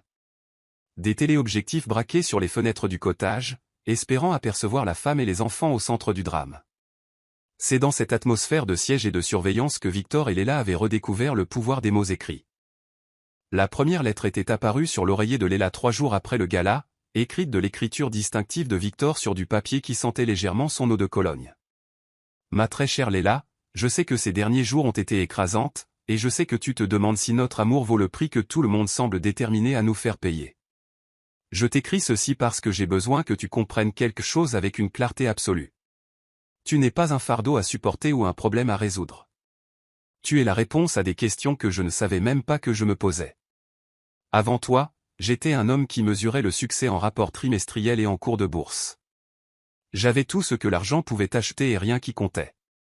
Puis tu as fait irruption dans ma vie au milieu d'une tempête, apportant avec toi 2 enfants parfaits et une force qui m'humilie quotidiennement. Et soudain, j'ai compris pourquoi j'avais bâti mon empire non pas pour moi, mais pour nous. Pour la famille que je n'osais même pas rêver d'avoir. Qu'ils disent ce qu'ils veulent de nous. Qu'ils remettent en question nos motifs et jugent nos choix. Ils ne comprennent pas que certains amours valent la peine de se battre, de tout risquer pour les protéger. Tu en vaux la peine, Léla. Stella et Jasper en valent la peine. Ce que nous construisons ensemble en vaut la peine. À toi pour toujours. Victor. Léla avait pleuré sur cette lettre, puis s'était immédiatement assise pour écrire sa réponse. Mon bien-aimé Victor, ma grand-mère me disait que les lettres d'amour étaient des prières écrites à l'encre, des conversations entre des âmes qui transcendaient les limites des mots parlés. Je n'ai jamais compris ce qu'elle voulait dire jusqu'à maintenant, jusqu'à ce que je me retrouve à verser mon cœur sur le papier parce que parler semble trop petit pour tout ce que j'ai besoin de te dire. Tu dis que j'ai apporté de la force dans ta vie, mais c'est l'inverse. Tu m'as sauvé pas seulement cette nuit dans la tempête, mais chaque jour depuis. Tu m'as sauvé d'une vie de lutte pour survivre au lieu de vivre. Tu as sauvé mes enfants de l'incertitude et de la peur. Tu nous as tous sauvés d'un monde qui aurait été plus froid, plus dur, plus solitaire sans ton amour. Tristan peut remettre en question mes motifs. Isabella peut répandre son venin. Les médias peuvent écrire leurs histoires, mais ils ne comprendront jamais la vérité. Je ne suis pas tombée amoureuse de ton argent, de ton manoir ou de ta position sociale. Je suis tombée amoureuse de l'homme qui fredonnait des berceuses à des bébés qui n'étaient pas les siens, qui a appris le langage des fleurs pour me courtiser correctement, qui joue du piano au milieu de la nuit parce que son cœur est trop plein pour dormir. Avec tout mon amour, Léla. Et ainsi de suite, lettre après lettre, même s'ils se voyaient tous les jours. D'une manière ou d'une autre, les mots écrits leur permettaient d'exprimer des profondeurs de sentiments que les conversations en face à face ne pouvaient contenir. Victor écrivait sur sa solitude d'enfance, sa peur de ne pas être assez bon pour être un père pour Stella et Jasper, sa détermination à créer le genre de famille dont il avait toujours rêvé. Léla partageait les histoires de sa grand-mère, ses craintes concernant les batailles juridiques, sa certitude croissante que leur amour était assez fort pour survivre à toutes les épreuves que le monde leur lançait. Les lettres devinrent leur sanctuaire pendant le chaos quotidien des dépositions, des dépôts de documents au tribunal et des sessions de stratégie avec les avocats. Pendant que les avocats discutaient de points techniques et que les détectives privés déterraient des informations sur le caractère de Tristan, Victor et Léla tombaient plus profondément amoureux à travers des mots qui peignaient des images de leurs espoirs et de leurs rêves. Madame Langlais était devenue leur général non officiel dans la guerre contre Tristan et Isabella. Ses recherches avaient révélé un trésor d'informations préjudiciables. L'historique d'irresponsabilité financière de Tristan, sa tendance à abandonner les relations lorsqu'elles devenaient gênantes, les précédentes procédures de radiation du barreau de sa petite amie avocate dans un autre état pour violation de l'éthique. Les liaisons d'Isabella étaient bien documentées, tout comme son style de vie coûteux, entièrement financé par l'argent de Victor sans rien apporter à leur mariage. Nous construisons un dossier, avait expliqué Madame Langlais lors d'une de leurs sessions de stratégie du soir, mais nous devons être patients. Tristan et sa petite amie s'attendent à ce que nous réagissions émotionnellement, que nous fassions des erreurs qu'ils pourront exploiter. Au lieu de cela, nous allons être méthodiques, minutieux et absolument dévastateurs le moment venu. Les jumeaux, maintenant âgés de 9 mois, semblaient heureusement inconscients du drame des adultes qui tourbillonnaient autour d'eux. Stella était devenue mobile, rampant partout avec une curiosité déterminée, tandis que Jasper se hissait sur les meubles et faisait ses premiers pas hésitants. Il apportait de la légèreté même dans les moments les plus sombres, leur rire et leur babillage créant des poches de joie pure qui rappelaient à tout le monde pourquoi ils se battaient vraiment. Un soir, alors que la neige tombait doucement devant les fenêtres du cottage, Victor trouva une lettre de Léla qui lui coupa le souffle. « Mon cher Victor, ce soir, je t'ai regardé apprendre à Jasper à taper dans ses mains pendant que Stella essayait d'aider en attrapant ta cravate, et j'ai réalisé quelque chose qui me terrifie et m'enthousiasme à parts égales. Je veux t'épouser pas à cause de la protection juridique que cela offrirait, pas parce que cela faciliterait la bataille pour la garde, mais parce que je veux me tenir devant Dieu et notre famille et te promettre de t'aimer pour le reste de ma vie. Je veux porter ta bague et prendre ton nom et construire un avenir où Stella et Jasper grandiront en sachant qu'ils ont été voulus et chéris dès leur premier souffle. Je veux d'autres enfants avec toi un jour, si nous sommes bénis de ce don. Je veux vieillir dans tes jardins, entouré de petits-enfants qui ne douteront jamais qu'ils appartiennent à une famille construite sur l'amour plutôt que sur l'obligation.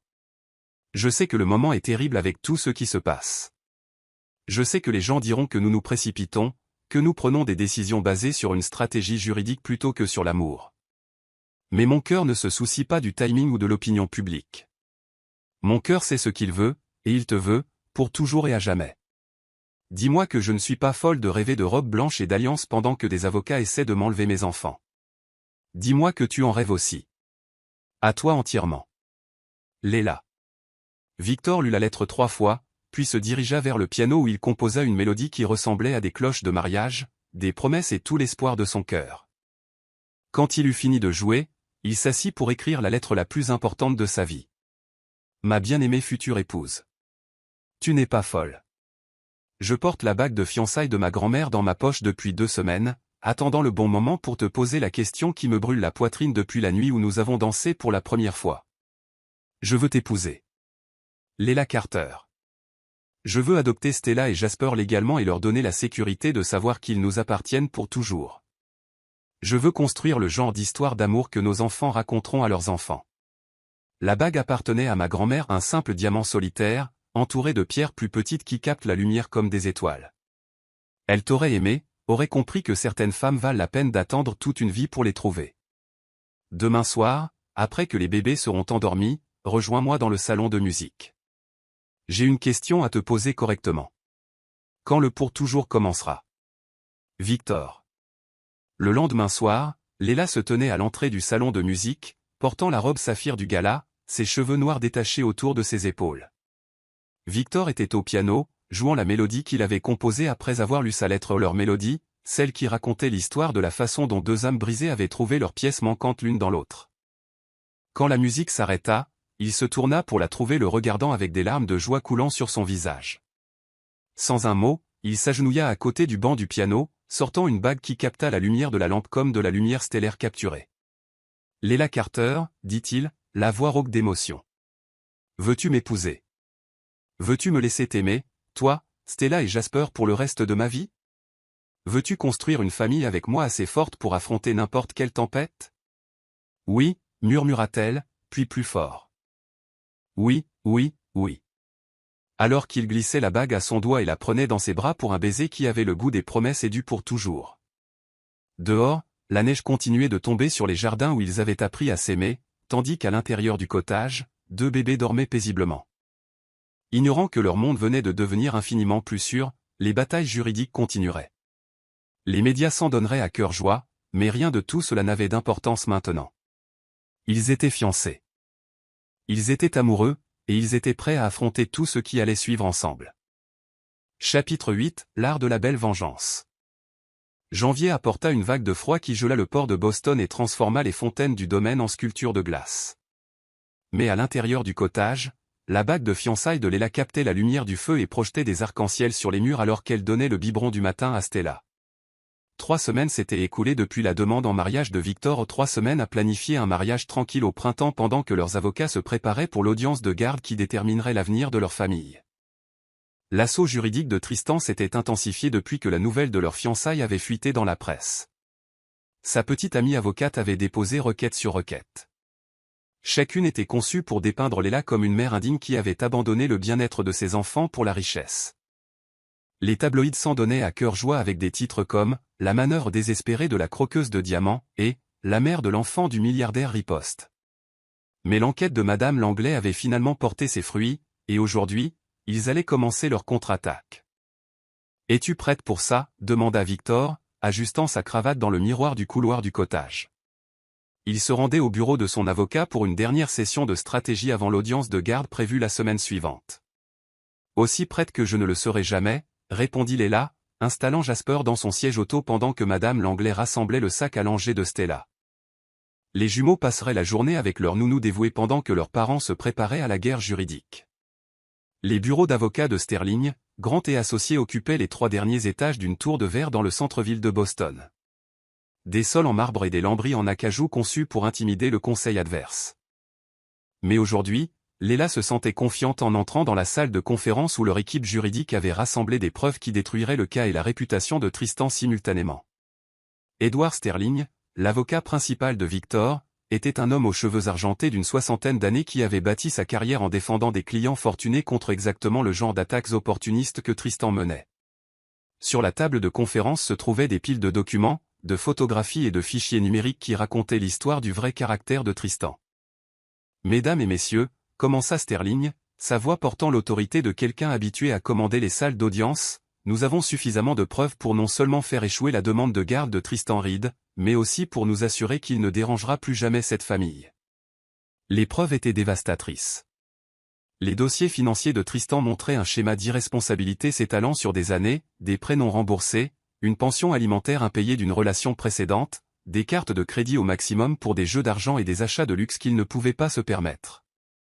Son historique d'emploi révélait un homme qui avait été licencié de 3 emplois pour violation de l'éthique, y compris un incident où il avait détourné les fonds d'un client pour couvrir ses dettes, mais ce sont les preuves personnelles qui allaient le détruire complètement.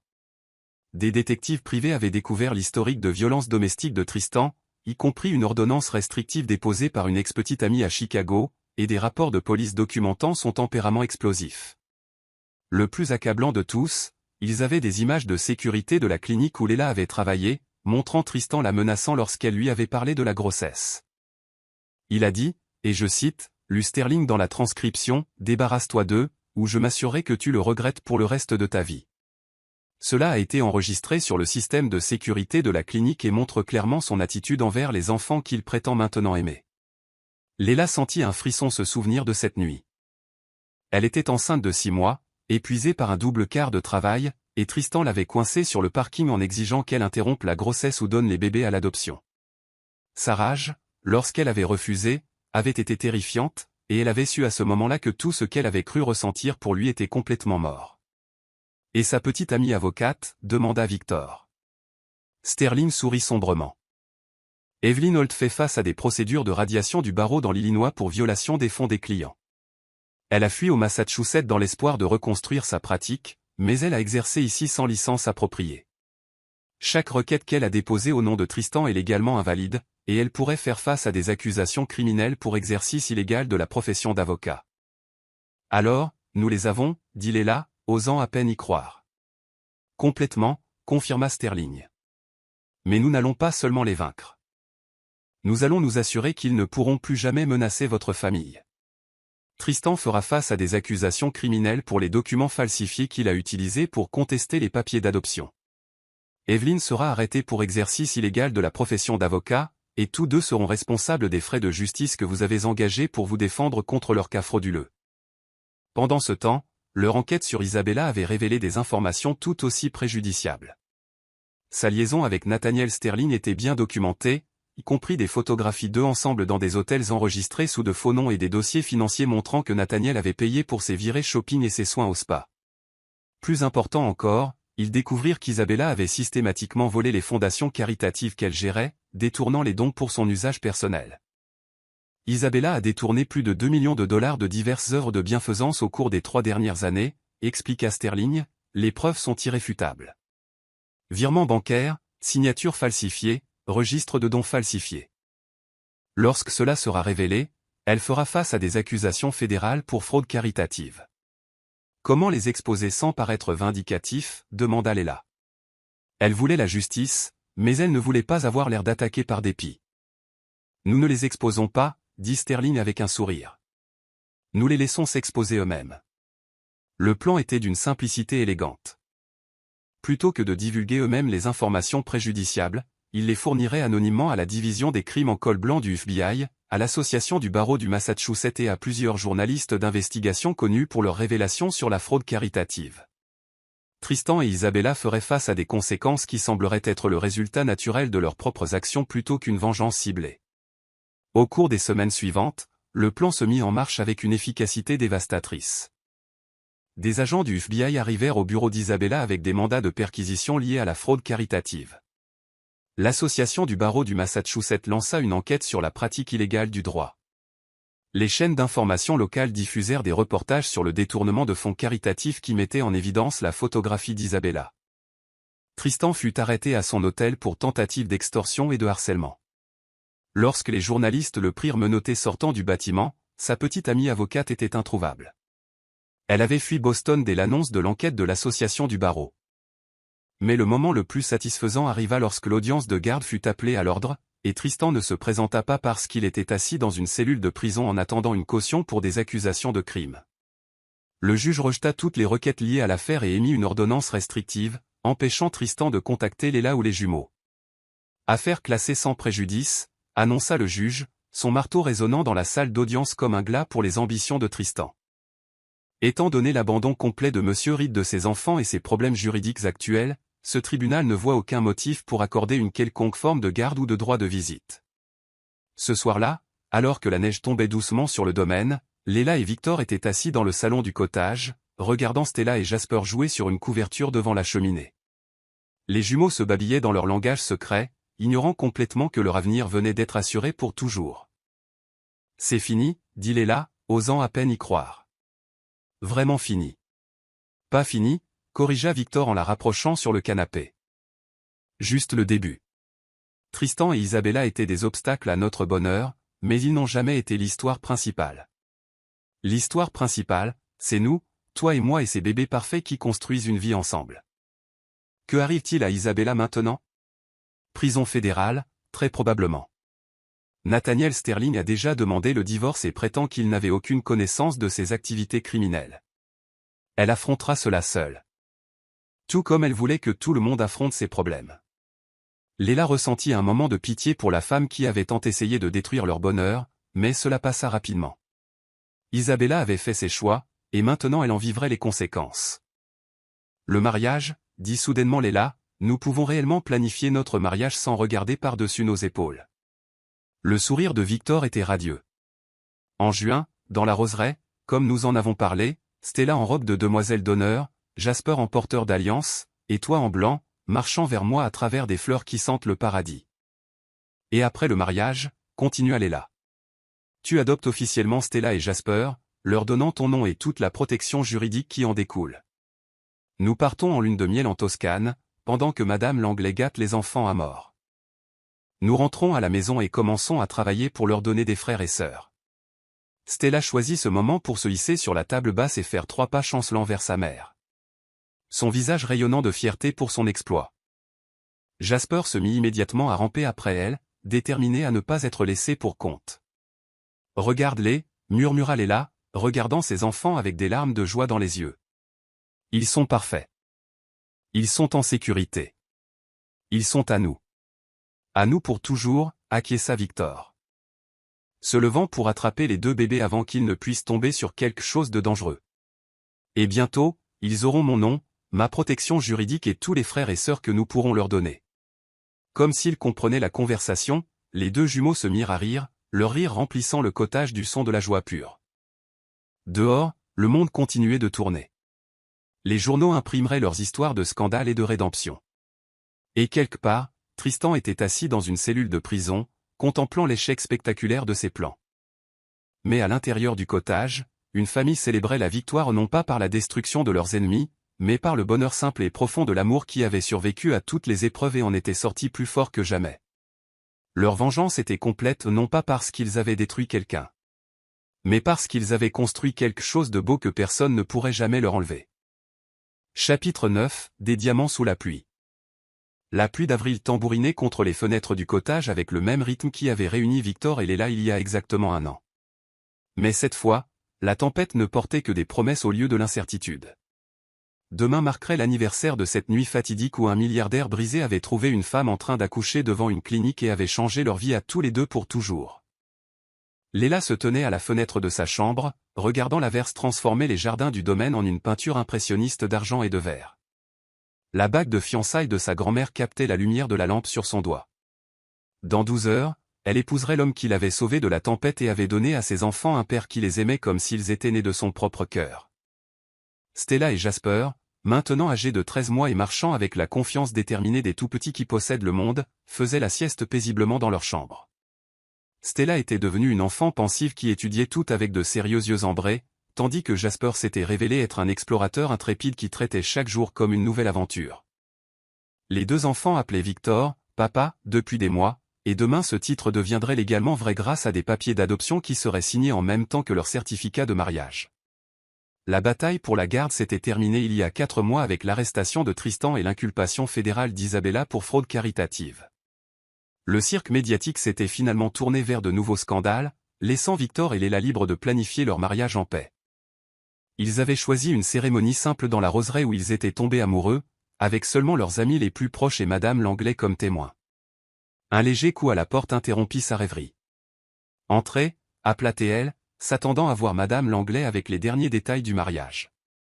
Au lieu de cela, Victor apparut à l'entrée, portant une seule rose blanche et affichant une expression d'excitation nerveuse qui fit battre son cœur. « Bonjour. »« Belle, dit-il. » Sa voix portant le même émerveillement qu'elle avait eu cette première nuit où il l'avait trouvée sous la pluie. « Tu n'es pas censé me voir aujourd'hui, » protesta Léla, bien qu'elle ne fît aucun mouvement pour se cacher de lui. Mauvais présage. Après tout ce que nous avons survécu, je ne pense pas que quoi que ce soit puisse nous porter malheur, répondit Victor en traversant jusqu'à l'endroit où elle se tenait près de la fenêtre. D'ailleurs, j'ai quelque chose pour toi, et ça ne pouvait pas attendre demain. Un autre cadeau ? Victor, tu m'as déjà tout donné. Pas tout, dit-il en sortant une enveloppe de la poche de sa veste. Encore une chose, la plus importante.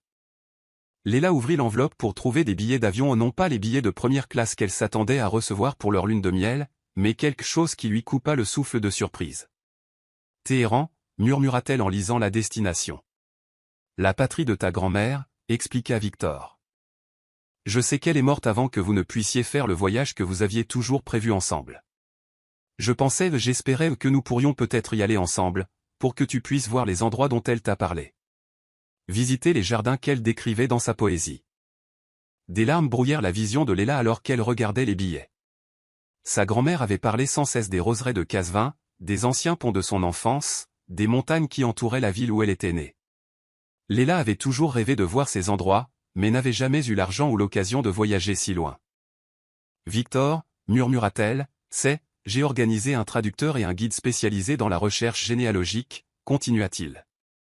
Nous passerons 2 semaines à retracer l'histoire de la famille de ta grand-mère, à visiter les lieux qui ont façonné ces histoires, à ramener une partie de sa poésie là où elle est née. Il fit une pause, ses yeux gris tendres. Stella et Jasper devraient connaître leur héritage, devraient comprendre qu'ils viennent d'une lignée de femmes fortes et belles qui ont survécu à tout ce que le monde leur a jeté. Comment as-tu, commença-t-elle. Puis elle s'arrêta alors que l'ampleur de son geste la frappa. Ce n'était pas seulement une lune de miel. C'était un pèlerinage. Une chance de renouer avec des racines qu'elle pensait perdues pour toujours. Madame Langlais a aidé à la recherche, admit Victor. Elle a trouvé des registres de la famille de ta grand-mère, a localisé des cousins qui vivent encore à Téhéran. Ils sont ravis de te rencontrer, d'entendre les histoires que ta grand-mère racontait sur sa vie en Amérique. Léla posa soigneusement les billets sur sa commode et se tourna pour faire face à l'homme qui continuait de la surprendre par la profondeur de son amour. Toi, homme incroyable, merveilleux, Parfait, dit-elle en lui prenant le visage entre ses mains. Comment ai-je eu autant de chance? C'est moi qui ai de la chance, dit Victor en se penchant vers elle. J'étais un homme avec tout et rien jusqu'à ce que je te trouve dans cette tempête.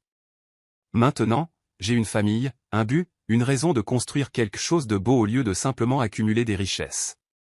Ils restèrent ensemble dans un silence confortable, écoutant la pluie et regardant les jardins qui étaient devenus la toile de fond de leur histoire d'amour. Demain, ils échangeraient leurs vœux sous le kiosque où Victor l'avait demandé en mariage, entouré des roses qui avaient fleuri, témoins de leur cour. « Es-tu nerveux pour demain » demanda Léla. Terrifié, admit Victor en riant.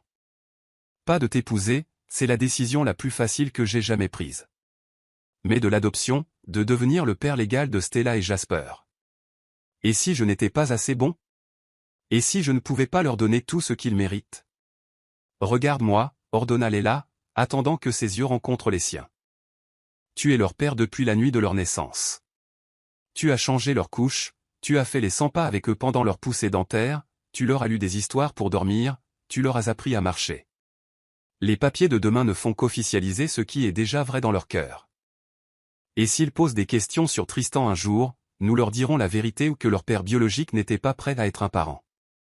Alors Dieu leur a envoyé quelqu'un qu'il était. Nous leur dirons que les familles ne sont pas toujours faites de sang. Mais elles sont toujours faites d'amour. Victor la prit dans ses bras, la serrant contre sa poitrine tandis que la pluie continuait de tomber devant leur fenêtre. Je t'aime, Léla Carter. Dans 12 heures, je pourrai t'appeler ma femme. Je t'aime aussi, Victor Voss. Dans 12 heures, nous deviendrons une famille de toutes les manières qui comptent. Un coup de tonnerre au-dessus de leur tête les fit rire tous les deux, se souvenant d'une autre tempête qui avait changé leur vie. Mais cette fois, au lieu d'apporter de l'incertitude, la pluie ressemblait à une bénédiction. Lavant le monde pour leur nouveau départ. Je devrais y aller, dit Victor à contre-cœur. Madame Langlais me fera la peau si elle me trouve ici en train de briser les traditions du mariage. Attends, dit Léla, attrapant sa main alors qu'il se dirigeait vers la porte. J'ai aussi quelque chose pour toi. Elle se dirigea vers sa boîte à bijoux et en sortit un petit paquet emballé. À l'intérieur se trouvait une montre de poche vintage. Le genre que les hommes portaient à l'époque de leur grand-père, avec une inscription qui coupa le souffle de Victor. À mon bien-aimé mari et père de mes enfants, le temps a commencé la nuit où tu nous as trouvés dans la tempête. Elle et c'était celle de Victor se serrèrent l'un contre l'autre et murmurèrent des promesses aux étoiles, sachant